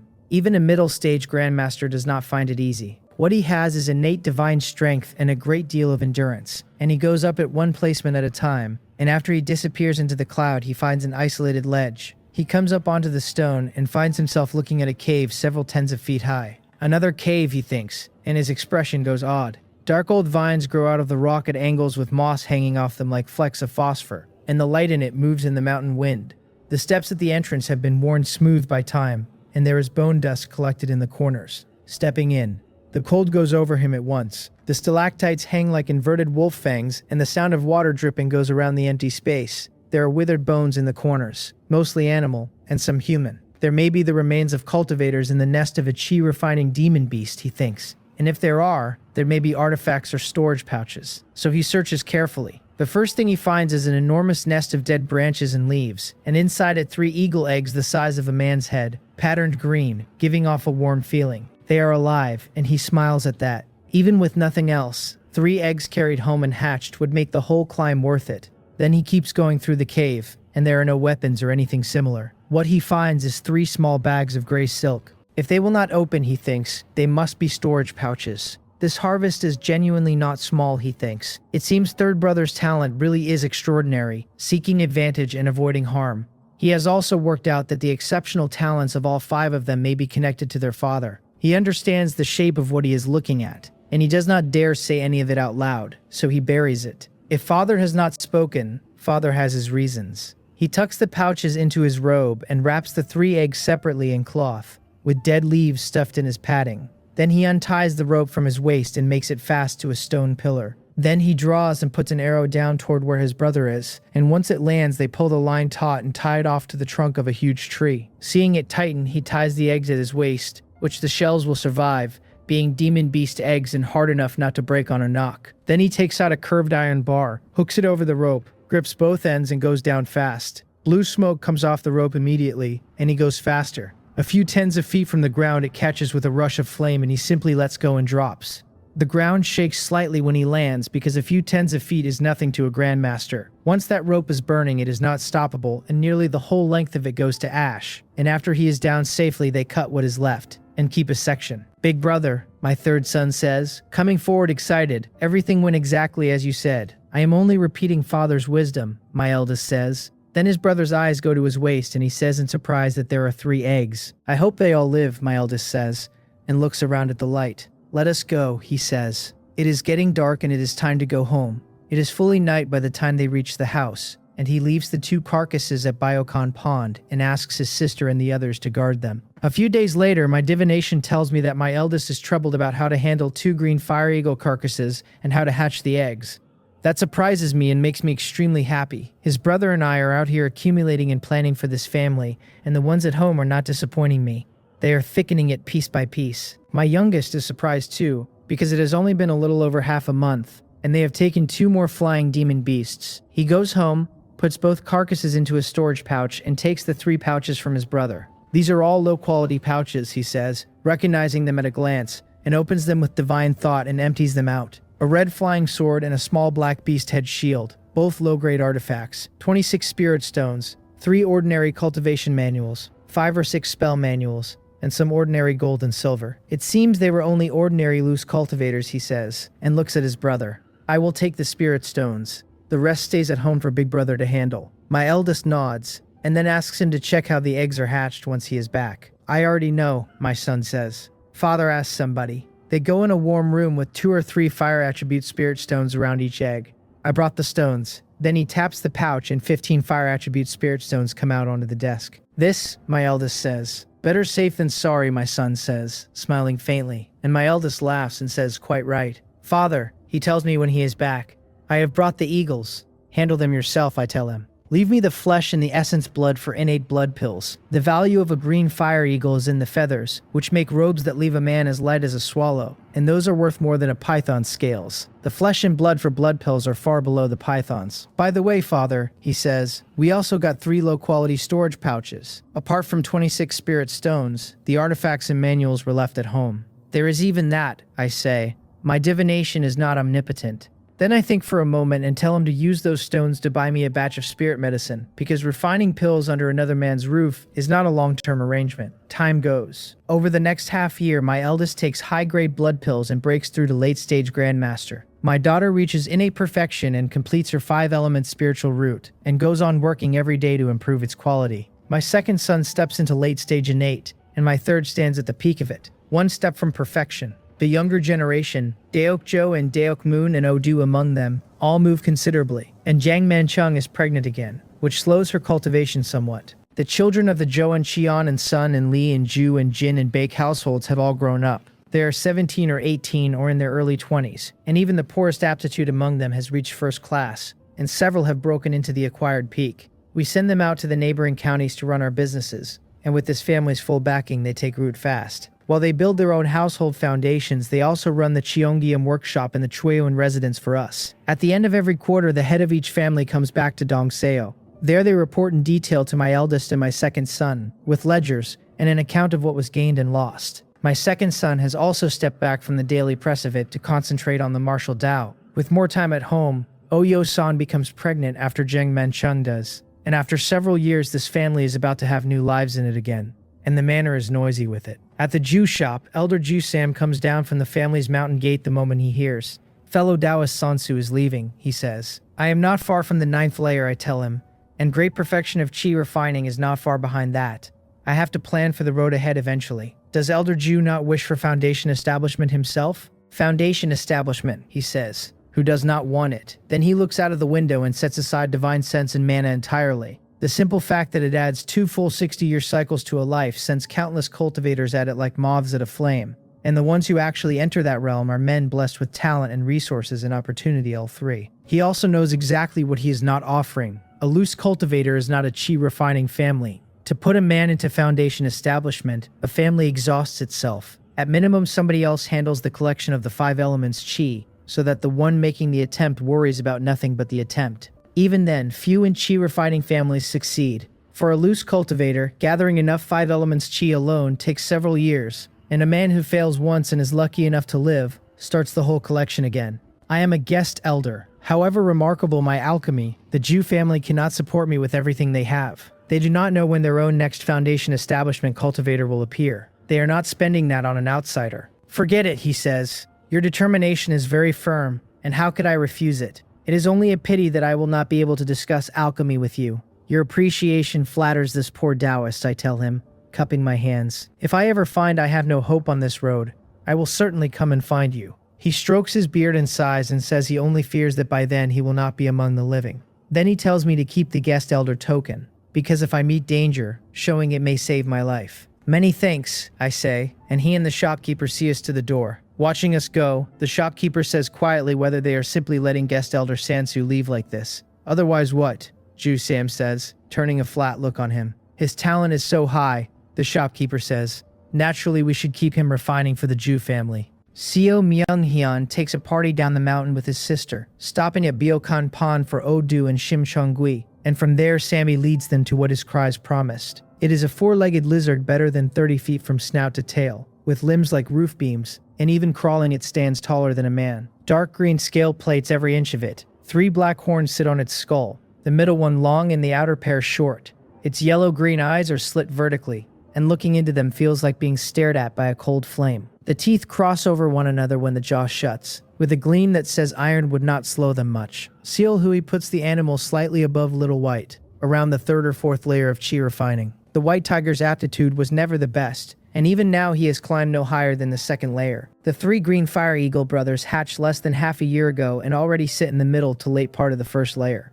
That is what this family's feeding does to an animal. Odu stands at the peak of the 1st layer and fights behind a small black shield cast with a beast's head, which makes him the wall of the group. Shim Cheongui is a layer above him and has refined a crimson flying sword, which makes her the edge. Their two elders are something else again, since Seo Myung-yeon sits at the peak of late-stage innate, and his sister stands at innate perfection. In close quarters, nobody present can touch either of them. With a lineup like that, a demon beast of the third or fourth layer is work rather than danger. The brother and sister take the front and do the heavy cutting, while the crimson flying sword worries the beast and keeps its head turning. Little White comes in on the flank again and again, and every pass leaves a bloody furrow and takes a little meat with it. Whenever the lizard commits everything to one person, Odu drives the shield into the gap and buys him time to back out of reach. Even so, the hide is thick and the flesh under it is thicker. It takes them better than 2 hours to grind the thing into a corpse. Seol Hui wipes the sweat off her forehead and says out loud that it is finally dead. Then she adds that a weapon sharp enough to pierce those scales,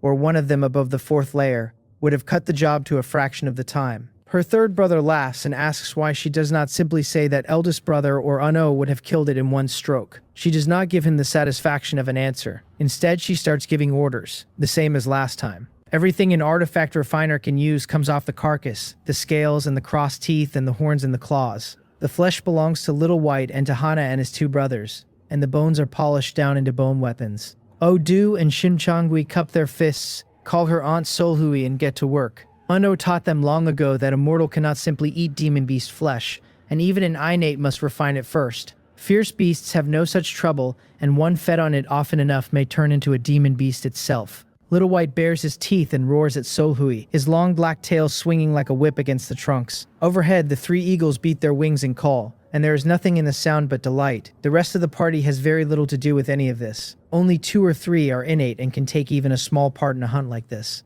Everyone below that rank is here to carry the corpse home. Back at Byokan Pond, Seo Myung-hyun tells his sister to take charge of the rest, because he is going home to look in on her third sister-in-law. Seol Hui sees the smug look on him and waves him off twice. He tells her that if she is envious, she can go and find one of her own.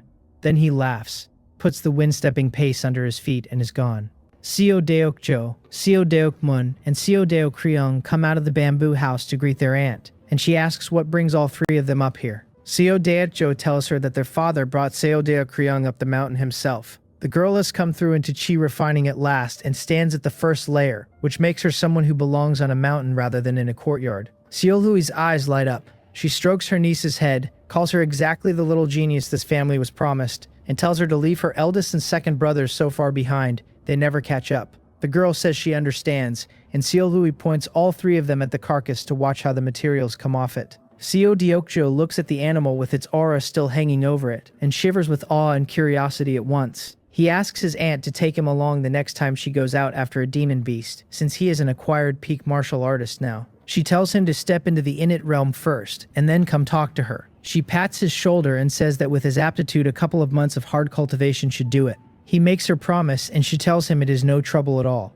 She reaches up out of habit to ruffle his hair and finds he has grown taller than she is, so patting a head that high no longer suits either of them. The boy she still calls Joy learns martial arts faster than anyone his age has a right to, and she thinks he has the natural gift. He may end up walking the double road of immortal and martial cultivation, the way his father does. Once the carcass is stripped, the meat stays for the tiger and the eagles, and everything worth keeping goes down to the Seo family.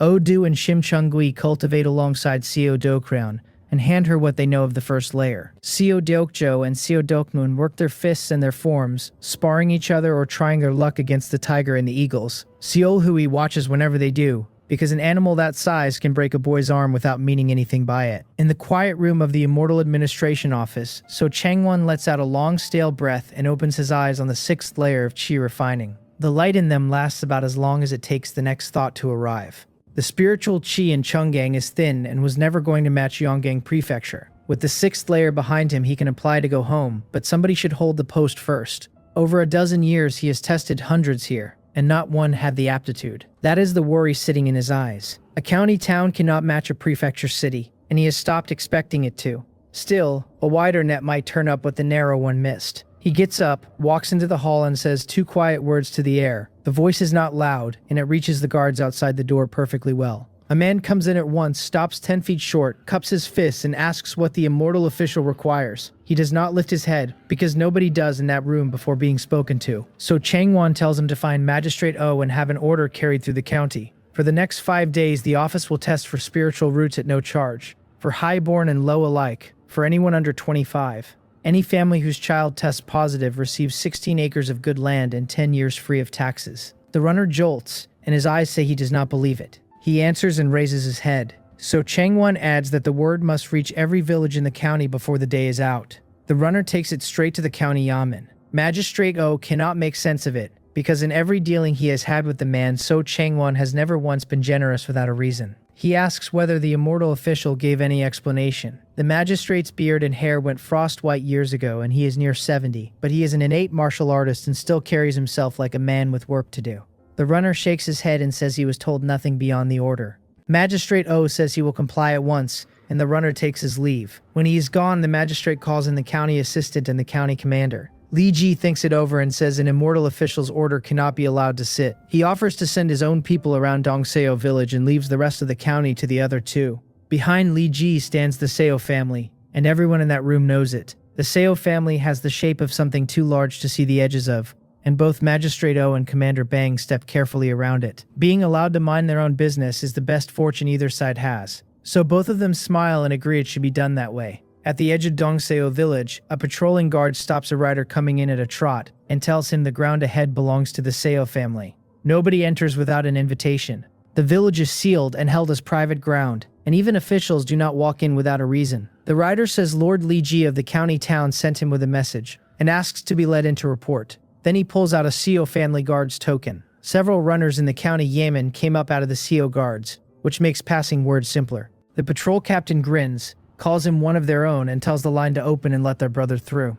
The runner cups his fists, thanks them, and promises to stand them all a drink. He waits in the main hall until Seo Myungwi comes in with the walk of a man who has never had to hurry. The runner drops to one knee and greets the family head. Seo Myungwi takes his seat and tells him there is no need for that, since he is a man of the government now. The runner says a servant of the Seo family for a day is a servant for life, and asks where he would be without this house. Seo Myungwi tells him to get up and asks what Li Ji wanted passed along. It is a letter. He reads it, and his brows draw together and loosen again, and he sits with it a while. Finally, he tells the runner the matter is understood, and he may go back and report. The man does not linger, since he is on duty. Seo Myungwi sends a servant to invite the second master and the third master to his study. In Namsan courtyard, the two come in one after the other, and Seo Myungwon asks with a smile what the summons is about. His eldest brother hands over the letter and tells them both to read it, and Seo Myunghyun leans in over his second brother's shoulder.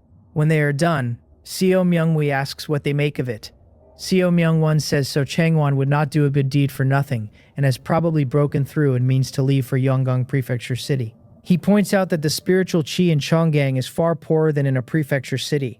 Without the spirit-gathering formation Unno laid down, Odu and Shimchongwe would be crawling slower than they already are. Seo Myungwi nods and says the reasoning holds. When it comes to seeing 3 moves ahead, nobody in this family has ever kept up with the second son. He asks him next whether the Seo family ought to put a hand into this. Seo Myungwon says that with So Changwon still in the office it would be awkward, because the man's connections run in too many directions to disturb. Once he is gone, the immortal administration office of Chonggang County can quietly come under the family's hand. Give it a few more years and magistrates and commanders can be swallowed along with it. From that point, Chonggang belongs to the Seo family in fact, and not only in rumor, and the neighboring counties follow the same plan. The Jin, the Baek, and the Li can go after military posts there while it happens. Seo Myungwi turns to his third brother, calls him Dandu, and says his intuition has never been wrong. Then asks whether joining the office is a good move. Seo Myunghyun mutters, mostly to himself, that his sister keeps him around as a charm for reading luck, and now his eldest brother does the same. The other two look at each other and cannot decide whether to laugh. Seo Myungwon tells him to stop complaining, because out of the 5 of them, he alone carries this talent. If he genuinely does not want it, he can ask their father to take it off him. Seo Myunghyun says quickly that he was joking. He thinks it over and says the thing is worth doing, since the office draws a spirit stone every 2 months. As for the duties of the post, they are work only a cultivator can do, so the Seo clan can put its own people on them and leave the office holder free to cultivate. Seo Myungwei says that in that case, Odu and Shim Chongwei can both be moved in. Seo Myungwei suggests sending Odu first and waiting until So Changwon is gone before slipping Shim Chongwei in behind him. That settles it. Seo Myunghyun rides out to Byokan Pond and puts it to Odo, who does not refuse. He tells the boy not to worry about his age, because with the Seo family behind him, nobody in Chonggang will touch a hair on his head. Once So Changwon leaves, he can come back to the pond and cultivate, and a share of the duties will be handled by the family for him. Do thanks his third master. The next morning, the two of them ride to the office together. Inside the quiet room, So Changwon opens his eyes with real surprise and asks who has come. The runner tells him it is the Seo family's third master with a boy of 14 or 15, who looks like nobody in particular. He repeats the words back slowly, as though the two halves do not fit together. Then he tells the runner to seat them in the hall. The pair wait only a little while before he comes through smiling, and asks what wind blew brother Seo to his door. Seo Myongyan stands, greets immortal official, and is told to sit down and talk. The Seo family is a giant in Chunggang County, and even a man who lives for cultivation alone picks that much up from the idle talk of runners. So Changwon sweeps his divine thought over the visitor, and his pupils tighten as though somebody had squeezed them. He smiles and remarks that brother Seo is no weakling, and that by the martial reckoning he cannot be far from innate perfection. Seo Myongyan answers that nothing escapes a cultivator's sight, so Changwon laughs and tells him to stop being polite and say what he came to say. Seo Myongyan calls Do forward to greet the immortal official. The boy makes his greeting, and so Changwon blurts out a question about whether he is a cultivator, and a loose cultivator at that. There is real surprise behind it. Seo Myonghyun explains that Do was recruited by the family and has cultivated with them 2 years and is only just scraped into the first layer. He asks the immortal official to let the boy into the office. So Changwon asks about his aptitude and is told it is the worst grade there is, a pseudo-spiritual route. So Changwon waves that off and says poor aptitude is no obstacle if the boy cultivates with his whole heart. Then he twirls his beard and adds that he will certainly give brother Seo face. But the first layer is low, and whether it goes through comes down to luck. Seo Myongyan smiles back, draws out 30,000 ounces of silver in notes and taps them lightly against the tea table. He says the Seo family would never ask the immortal official to do this work for nothing. The smile on So Changwon's face gets a good deal warmer. He had been waiting for exactly this, and it walked in through his own door. Now he can go home with a heavier purse than he woke up with. The Seo family likes his sort well enough in return.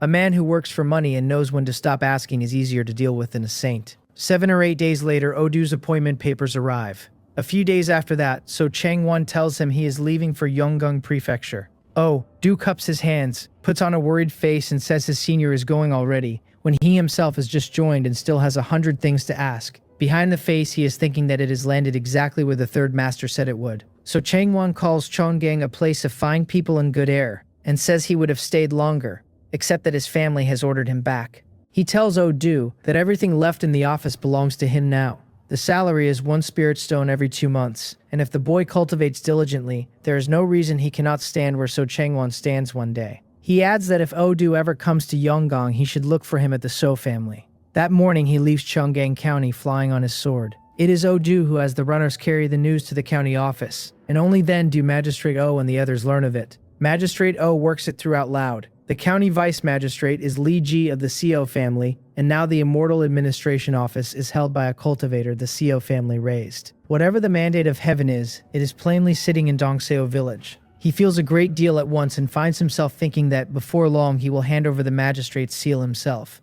Standing down of his own accord would at least earn some goodwill, and there is still the marriage between the houses. The family thought nothing of that marriage when it was made, and assumed it could be cut whenever it stopped being useful. Now they hold it with both hands, to the point that Yosan's brother and her birth mother have become important people at home. Nobody else from the family gets through the gate at Dongseo, and those two are let in only as her closest kin. The head decides he must send his nephew's people to test the water. If the Seo family means to take the officialdom of Chonggang County, his own house should back out while it can. Do has to keep up appearances, so he plans on another half-month in the office before going home. Privately, he thinks So Changwon is the sort of man who plucks a feather off every goose that walks past him. He said he was leaving everything behind, and what is actually left is a quiet room so clean it gives a man back his own reflection. There is also a prayer mat. He laughs at that, sits down cross-legged on it, and settles his mind to cultivate. A little later, he opens his eyes with something sour in them and admits this place cannot be compared with Byokan Pond. He revises the half-month down to 3 or 5 days at the outside. The runners can be told to send word to the Seo family if anything happens. The next day, at the family home, Magistrate brings word about the Seo family man taking the office, and the head arrives at the same worry. He calls for the second madam to be invited in. She comes through the hall lightly and smiling, a middle-aged noblewoman in rich robes and careful paint, with gold and jade pins swaying in her hair. She carries a fan painted with butterflies over orchids, and works it slowly. She is in her 40s, still full-figured and graceful, with a settled gentleness in the way she takes in a room. This is Yosan's mother, Lady Joan. Her husband asks whether she misses Sani, since it has been a long time. Her almond eyes brighten and she says of course, and that it has been years since she looked at the faces of Kyonggi and Ryui. He suggests she come with him on a trip later. She is a little surprised he has the leisure for it today, though she guesses he has something to ask. Oyo-san in person. Her fan swings once or twice, then she bows slightly and says that since her husband has the interest, she will go along. The two of them ride toward Dongseo in a carriage with 4 sword-bearing guards and 2 maids. At the stone tablet cut with the name of the Dongseo clan, the carriage is stopped and a voice asks who is inside. One of their guards names the head of the Chongang-o family and the second madam, come to visit the second master and his wife. The Seo guard says he will send back to ask, and they may enter if the masters are willing. Lady Jung's brow twitches and she says the Seo family is far too arrogant, since even her husband waits at the road. Her husband tells her not to be impatient, because the Seo family has its rule, and they have come as guests. Then he shuts his eyes and settles his breathing while they wait. In Heichin courtyard, Seo Myungwang is walking his wife slowly through the garden, and Oyo-san is 7 or 8 months along. A servant comes to report, and she asks whether her father and her little mother are really here, and whether they said why. The man says only that they have come to visit the madam. She looks over at her husband and asks what he thinks. He smiles and says a visitor is a guest, and with her father among them, it would not be right to shut the gate. She says it is no surprise her little mother came, but her father coming himself is strange, since people go to the head of the O family rather than the other way around. Her husband answers that it simply shows the Seo family is not what it used to be. Then he tells the guard to bring the party through. Oyo-san studies his face and asks whether he already knows what her father wants. He says he can guess most of it. She knows Odu has entered the Immortal Administration Office, and that So Changwon left Cheonggang yesterday. The cultivators recruited at Byokan Pond stopped being much of a secret inside these walls a while ago, and she has seen them herself. She works it out in one step. The office of Chonggang County therefore sits in Seo hands. An immortal official outranks a military official, and the O family must be frightened for the magistrate's chair. Her husband praises her for understanding a whole matter from a single word. She asks how she ought to answer them. He tells her a hint will do, and that if the O family has any sense they will hand the magistrate's post to a Seo man without being pushed. At that point his eldest brother will do the negotiating. She asks what happens if they refuse, and whether the family would have to destroy the O house. He taps her nose, laughs and says of course not, and that at most they would make the O family feel a little pain. She thinks about that. Her heart has been set on the Marshall Dao for years, but she knows what her husband's family sits on.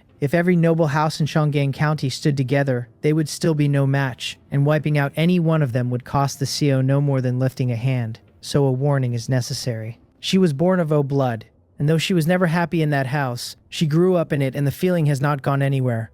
Blood is not a thing a person cuts off because they would like to. It is the same story as Seo Yan. When she first went back to her parents' home, everything was fine. Now that the Seo family's weight keeps growing, her own brothers and sisters criticize her for breaking off the marriage alliance with the Jin family on her own authority. Their branch in the Cheonggang County town was only a common well-off household, badly run, with a head who had no ability in him. They wanted to trade on the connection to the Dongseo Seo clan, and Seo Myungwei never spared them a second look. In the end, the whole branch moved to Yun County. Jin Daenu is head of the Jin family there now, and with the Seo family behind him, that house has grown very fast. Seo Yan and her people went to him for shelter. She is his birth mother after all, so he helps them quietly and does not advertise it. In the meeting hall of Heichon Courtyard, Seo Myungwon greets his wife's parents and apologizes for not coming out to the road.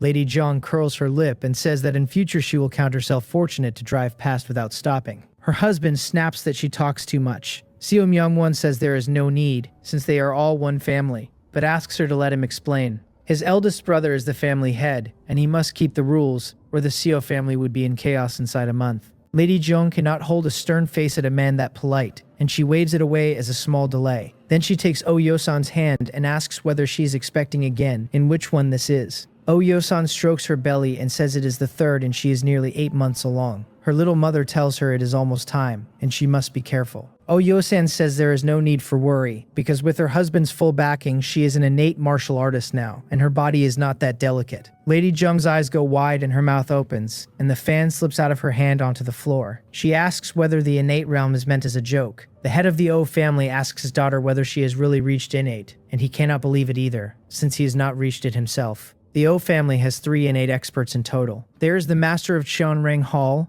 there is Magistrate O, and there is one more kept out of sight. A man past 40 held back for the magistrate's chair. A maid brings tea and cakes. Seo Myung-won lifts a cup and takes a small sip, and only then does the head of the O family smile and call it a happy occasion, and a great one. He is reading the whole thing from one detail and he hears exactly what his daughter meant him to hear. If a woman of hers can be raised to the innate stage, then whatever the Seo family sits on runs deeper than the O family could measure. She is telling him not to plant himself in front of a wagon and expect it to stop. A cold line goes down his spine. He glances at his son-in-law and thinks the only future left for the O family in Chonggang may be to come over entirely and live as a subordinate house. Then the word but arrives, and it will not go away. A matter of this size is not his alone to decide. The O family has worked Cheonggang County for nearly 200 years, and the men who built that are all dead, and handing their work to somebody else is not a small thing to ask. His mind stays a mess for the rest of the visit. He barely follows the talk, and he no longer needs the questions he came with. Because everything is clear, the whole of Chonggang will sit in the Seo family's palm sooner or later. Nobody lets a stranger settle in and sleep beside his own bed, and if anyone is going to hold this county, it had better be their own people. Shortly after that, he and Lady Zhang take their leave. He rides the whole way back inside his own head. Lady Zhang does not think that far and spends the ride praising her daughter's talent. Back in the courtyard, Seo Myung-won says quietly that his wife said a little too much today. He had wanted her to hint that the Seo family had its eye on the magistrate's chair, not to lay the news on the table. Oh, Yosun is startled, and she comes around behind him and works his shoulders with her hands. She says she did it to warn her father off opposing the Seo family. It is her mother's house after all, and she would like the two families to live in peace. He sighs, takes her soft hand and tells her only this once. She thanks him and leaves on the arm of a maid. When she is gone, his face goes as still as deep water, and his knuckles tap slowly against the red sandalwood table. After a long while, he calls for someone. He tells the man to have their people in Chonggang watch the O family quietly, and to report the moment anyone from that house leaves the county town. He is not afraid of the O family joining hands with the other houses here. What worries him is the 200 years behind them, and the old thin threads that once ran up to noble houses in the county city. If a force came down from there, the Seo clan would not be frightened, but it would be hard to avoid showing an edge too early. The head of the O family gets back to the county town and does not sleep. He turns over all night with his worries and gets up no better for it. The next day, he invites the master of Qianryang Hall, Magistrate O, and the last of their innate experts into his study. That third man is the master of Qianryang Hall's own son and the head's younger cousin, and his name is O Jan. He showed extraordinary talent as a boy and stepped into the innate realm a few years back. What they hope for is the late stage, or innate perfection. Magistrate O breaks the silence and asks how the earlier matter went. The master of Chanryang Hall and O Jan look over and want to know what matter. After a pause, the head lifts his head and says, "This is exactly why he called them here." Then he tells them it concerns the Seo family. Those few words turn both faces to shock, and the master of Qianryang Hall's brow folds down as he asks whether the head has gone and provoked them. The head says he would not dare. The master asks then what this is about, since the two houses currently leave each other alone. The head tells them his clan uncle sent word that So Changwon has left Cheonggang County, and that a youth named Odo is now the only immortal official in the office. The master of Chanrongyang Hall repeats the name and asks who that is. Oh, Jan guesses a loose cultivator. The head tells him no, that Odo is a loose cultivator recruited by the Seo family. The master asks when the Seo family started keeping company with cultivators, and his face cannot settle on one expression.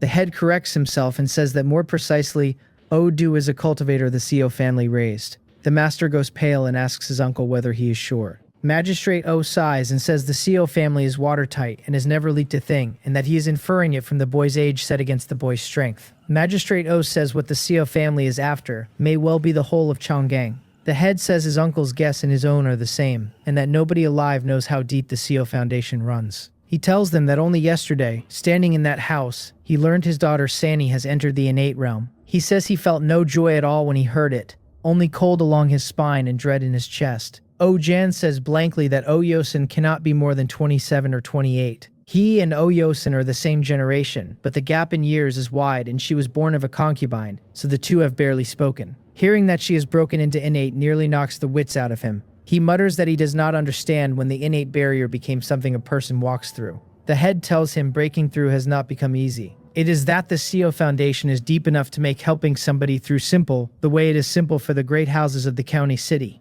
The news leaves the master of Cheonryong Hall shaken, and it takes him a long moment to come back to himself. Then he asks where the O family is supposed to go from here. O Jan says the Seo family must have come into some great fortune, and that the O family cannot swallow them alone. But up in the county city there are people who could. There is naked ambition in his eyes when he says it. Magistrate O's brow comes down and he looks at the young man without any warmth at all. What the magistrate wants is to show goodwill, pull back, and if it comes to it, stand behind the Seo family rather than in front of them. The master of Chanryong Hall hesitates and then agrees with his son, saying that borrowing a bigger animal to eat a smaller one is a method like any other. Magistrate O asks the family head for his opinion. The head thinks a long time and says the Seo family is set on the whole of Chonggang, so retreat buys nothing. They either live as an appendage or they bring a force down from the county city. The two men are describing the same maneuver and not the same odds. The master of Cheonryong Hall thinks the county city is the stronger animal and the Seo family the weaker. The head of the O family thinks the Seo family is already stronger than anything the county city would ordinarily send.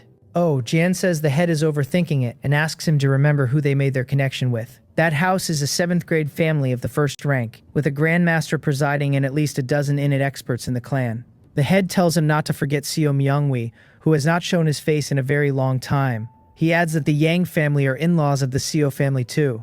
At the name Seo Myungwi, the master of Cheonryong Hall cannot keep his body still. He remembers more than 10 years ago, when the Dragon Elephant Martial Arts Hall first opened, and Seo Myungwi was not yet 20. One fight shook the whole county, and he broke the master of Black Wind Hall with a grace nobody had seen before. The master of Cheonryong Hall had only just entered middle stage innate then, and even fighting beside the master of Black Tiger Hall, he was beaten by Gu Ilpyeong. He still wonders whether that battle is why he cannot climb into the late stage. He sighs and says that with talent like that, the man must be standing at the door of the Grandmaster realm by now, and may well have walked through it.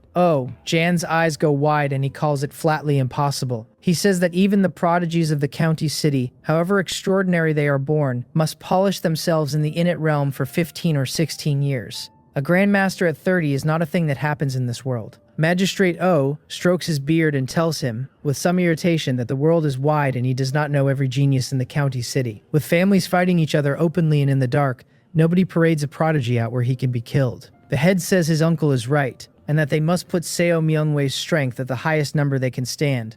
Jan says that by that logic his granduncle might as well call the man a late-stage grandmaster, or a grandmaster at perfection. He argues that with an enemy that strong, no family in the county city would move at all, since a failed attempt would mean their own annihilation. Just having entered the Grandmaster realm is the ceiling, he says, and anything past that is a story. The head waves a hand and tells him to stop talking nonsense. Then he adds that even a newly made Grandmaster is enough to keep the Zhang family from moving on rumor alone, unless several 7th grade families act together. The master of Cheonryong Hall glances at the head and says out loud what everyone is circling. It would take an enormous fortune to interest the families of the county city at all. If the O family is only guessing, then even a Seo family in ruins saves nobody. The moment the county city finds nothing worth having, the O family follows the Seo clan down. Jan answers that Yosen's aptitude is not even as good as his own, and she looked into the innate realm at 27 or 28. He asks what sort of ordinary fortune does that to a woman. The master of Cheonryong Hall nods slightly. Women start a step behind men in martial arts and bear children on top of it, and even in the county city an innate woman is rare.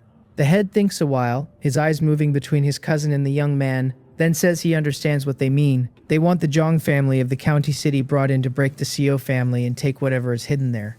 The master hesitates and nods, and the head turns to Magistrate O and asks what he says to it. Magistrate O answers without any heat that they should keep clear of the Seo clan's edge and pull back, and if the thing cannot be avoided, become their vassal. Jan comes out of his chair, and his voice tears through the study. He asks his granduncle where he is putting the labor of the O family's ancestors, and whether he means to pour all of it down a drain. The head says nothing and lets it run, because he wants to hear how the old man answers. Magistrate O asks the young man whether he knows how many families have gone under the dust of history in all the years the O family has grown here. Jan is thrown for a second, then looks away and says scornfully that he would not know about old business like that. The magistrate says that is exactly the point, since nobody remembers a family once it has been wiped out. Their own house is standing in that same place now, and one wrong step puts them somewhere nobody can name. Then he tells them the part that never gets said at banquets. The O family began as household servants of the Gang clan, who were once the first house of Chonggang. The Gang clan had large ambitions and wanted out of this county and up into the county city, and they were exterminated for it. Ancestors picked up a piece of what was left, and everything the family has now grew out of that piece. He says that even if they go back to being vassals, a family with breath in it still has a chance to rise again. The master of Cheonryong Hall goes quiet. Oh Jan's eyes are so full of the Seo family's fortune that he cannot hear a word of it, and he asks the family head outright for a decision. The head sits in silence a long time and then says he supports his uncle. The master lets out a heavy sigh and, still hesitant, says they will wait and watch for now. The head and the magistrate nod, and Oh Jan cups his fists and agrees with his father, like a man agreeing to nothing at all. Back in his own room, he sits alone under the oil lamp. His fist presses down on the table and the wood sinks under it a fraction at a time, and everything in him refuses the answer he was given. The fortune is right there where he can see it. If he took it, he might have hope of the Grandmaster realm himself, and the O family could turn out martial experts for generations. So he decides that if the old men will not do it, he will. He sneers at them in his own head and calls them a few old fools whose bones get softer every year. They actually sat there and suggested becoming a vassal of the Seo family. His mind is made up, but to keep the head from smelling it, he stays home and practices hard for several days first. Only then does he ride out toward the edge of the city. The moment he is through the gate, a man on a fast horse is on his way to the Seo family with the news. A cold little smile appears at the corner of Seo Myung-won's mouth when he hears the name of the O family. He tells the messenger to go back and keep watching the rest of that house. Then he rides up to Byeokhan Pond and tells his sister what has happened. He says he will have to trouble Seolhui with it, since the man has been gone more than half an hour and only Little White is likely to catch him. She says catching him is no trouble at all, then hesitates over the matter of her second sister-in-law. Her brother waves it off and says it is fine. She says in that case she will go, and calls Little White and Sammy to her. Then she twists at the waist and lands on the tiger's back like a startled swan going up off the water. Little White throws his head back and roars until the forest shakes, and when his forepaws dig in the ground, sinks and he clears more than 100 feet in one bound. A snow-colored afterimage cuts the evening mist and is gone, and Seo Myung-won is left with his robes still moving. Seo Deokjo appears behind him with his eyes shining and asks where his aunt has gone, and whether she is off hunting demon beasts again. His second uncle asks what he is thinking, and says demon beasts are savage things and no uncle of his would let Aunt Seolhui face one alone. He tells the boy to stop letting his mind wander and to put everything into understanding the power of heaven and earth. Once he is innate, his aunt and the others will take him on the next hunt without being asked. The boy says he understands. Seo Myung-won goes down the mountain to find his eldest brother, who is bound to know something about the O family's business. Seo Myung-wee says they can talk about the rest once Seolhui has the man in hand, since he may simply be riding to the county city to travel or see friends. He points out that O-jan is an innate, and a house does not send an innate to carry a letter. Seo Myung-won smiles faintly and says the fine points of it are not easily explained, then suggests a wager. His brother asks what there is to bet on. Seo Myung-won rubs his chin, admits there is nothing good, and then finds something. Oh Yo-san is about to have her third child, and as the eldest uncle, Seo Myung-wee ought to choose the full-month gift himself. His brother smiles and says that is only proper.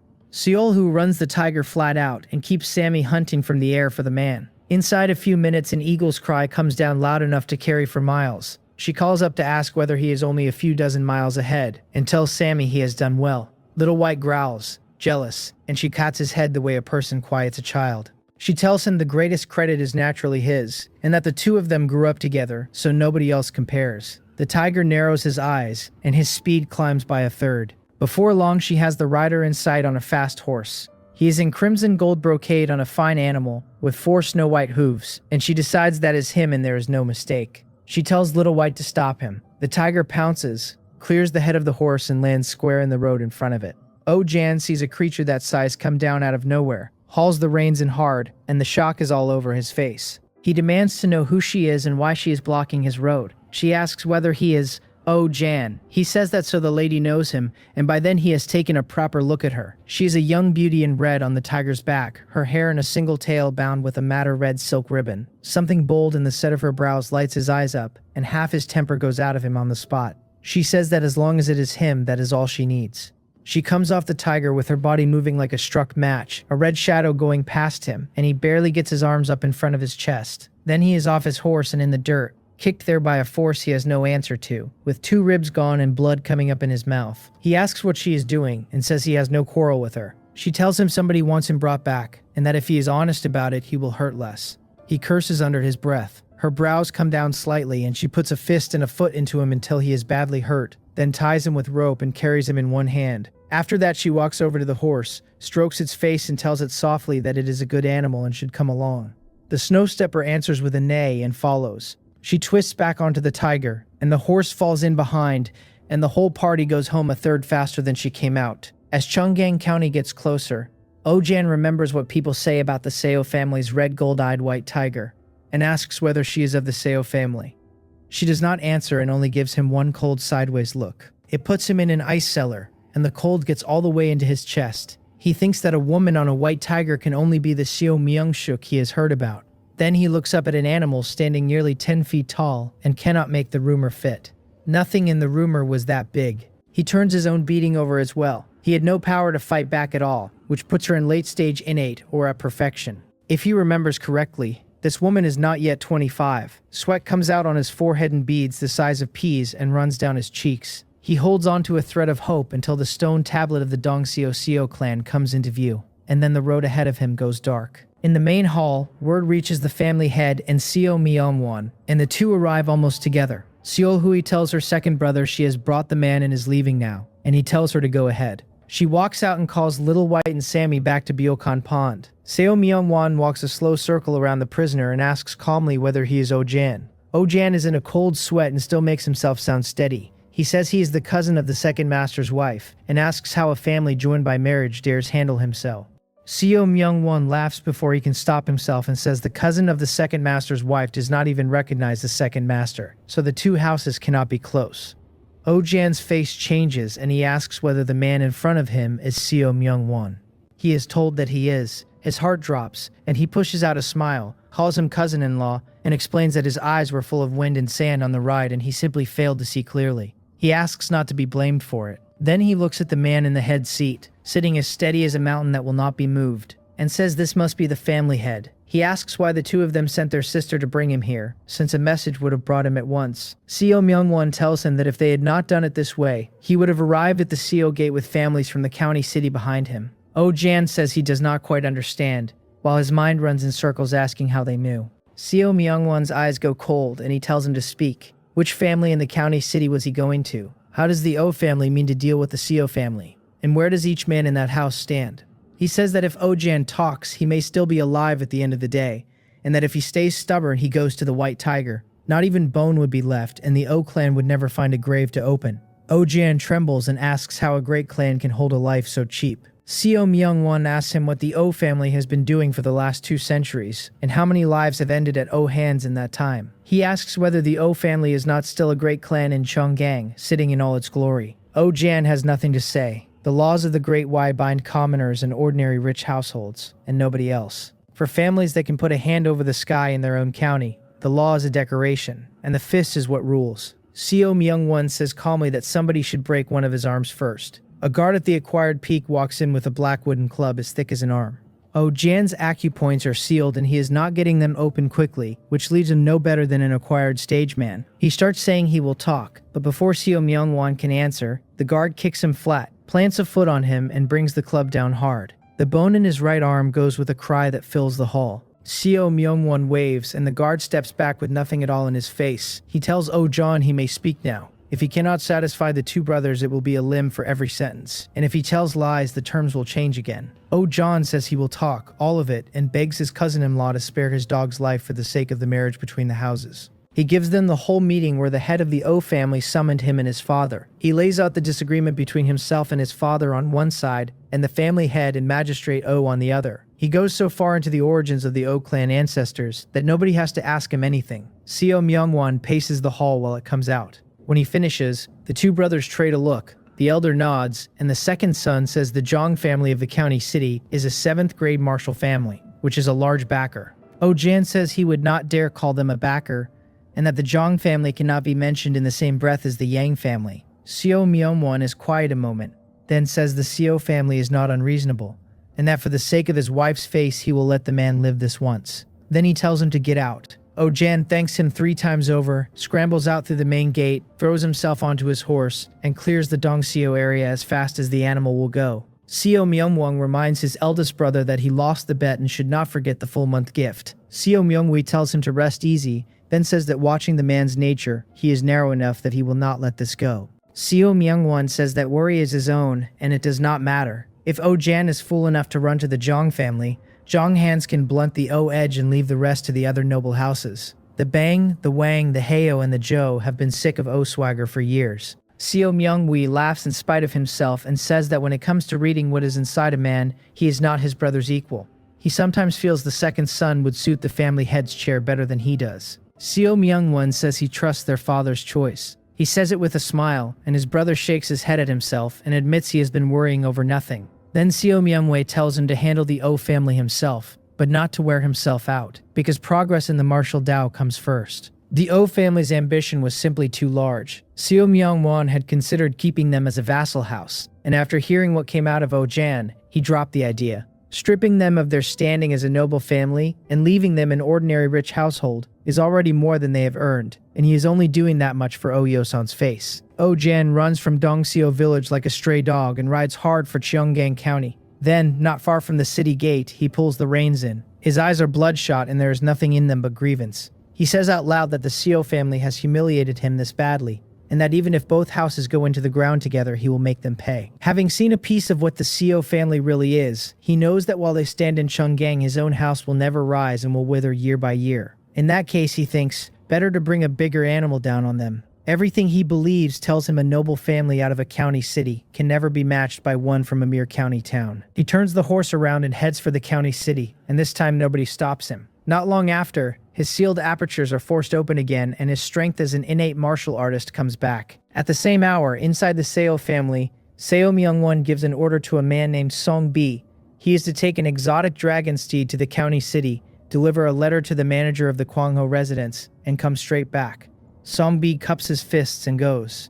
The exotic dragon steeds are bred by the Seo family and changed by a diet of black iron fruit, and in stamina and speed they leave ordinary fine horses standing. There are only 3 of them. Song Bi reaches the county city better than half a day ahead of Oh Jan. Standing in front of the Kwangho residence in Wolho County City, Seon Bi takes in a place more than twice the size of the Chwayun residence back home. That is a county city for you. He feels a quiet pride at having thrown in with the Seo family, and calls it the most correct decision of his life. He came in a first-class martial artist at the peak, was favored, and was given medicinal cuisine and aperture opening pills and chi induction pills. Nothing could hold him after that, and at 48 he is innate, where otherwise he would have died at the acquired peak. A waiter greets him and asks what he would like to eat. Song Bi tells him to take the horse and give it the best concentrated feed in the house, and says food can wait because he has business with the manager. The waiter calls for manager GM and leads the animal away, and he can see plainly that this horse is not ordinary. Several years in the county city have never put a better one in front of him.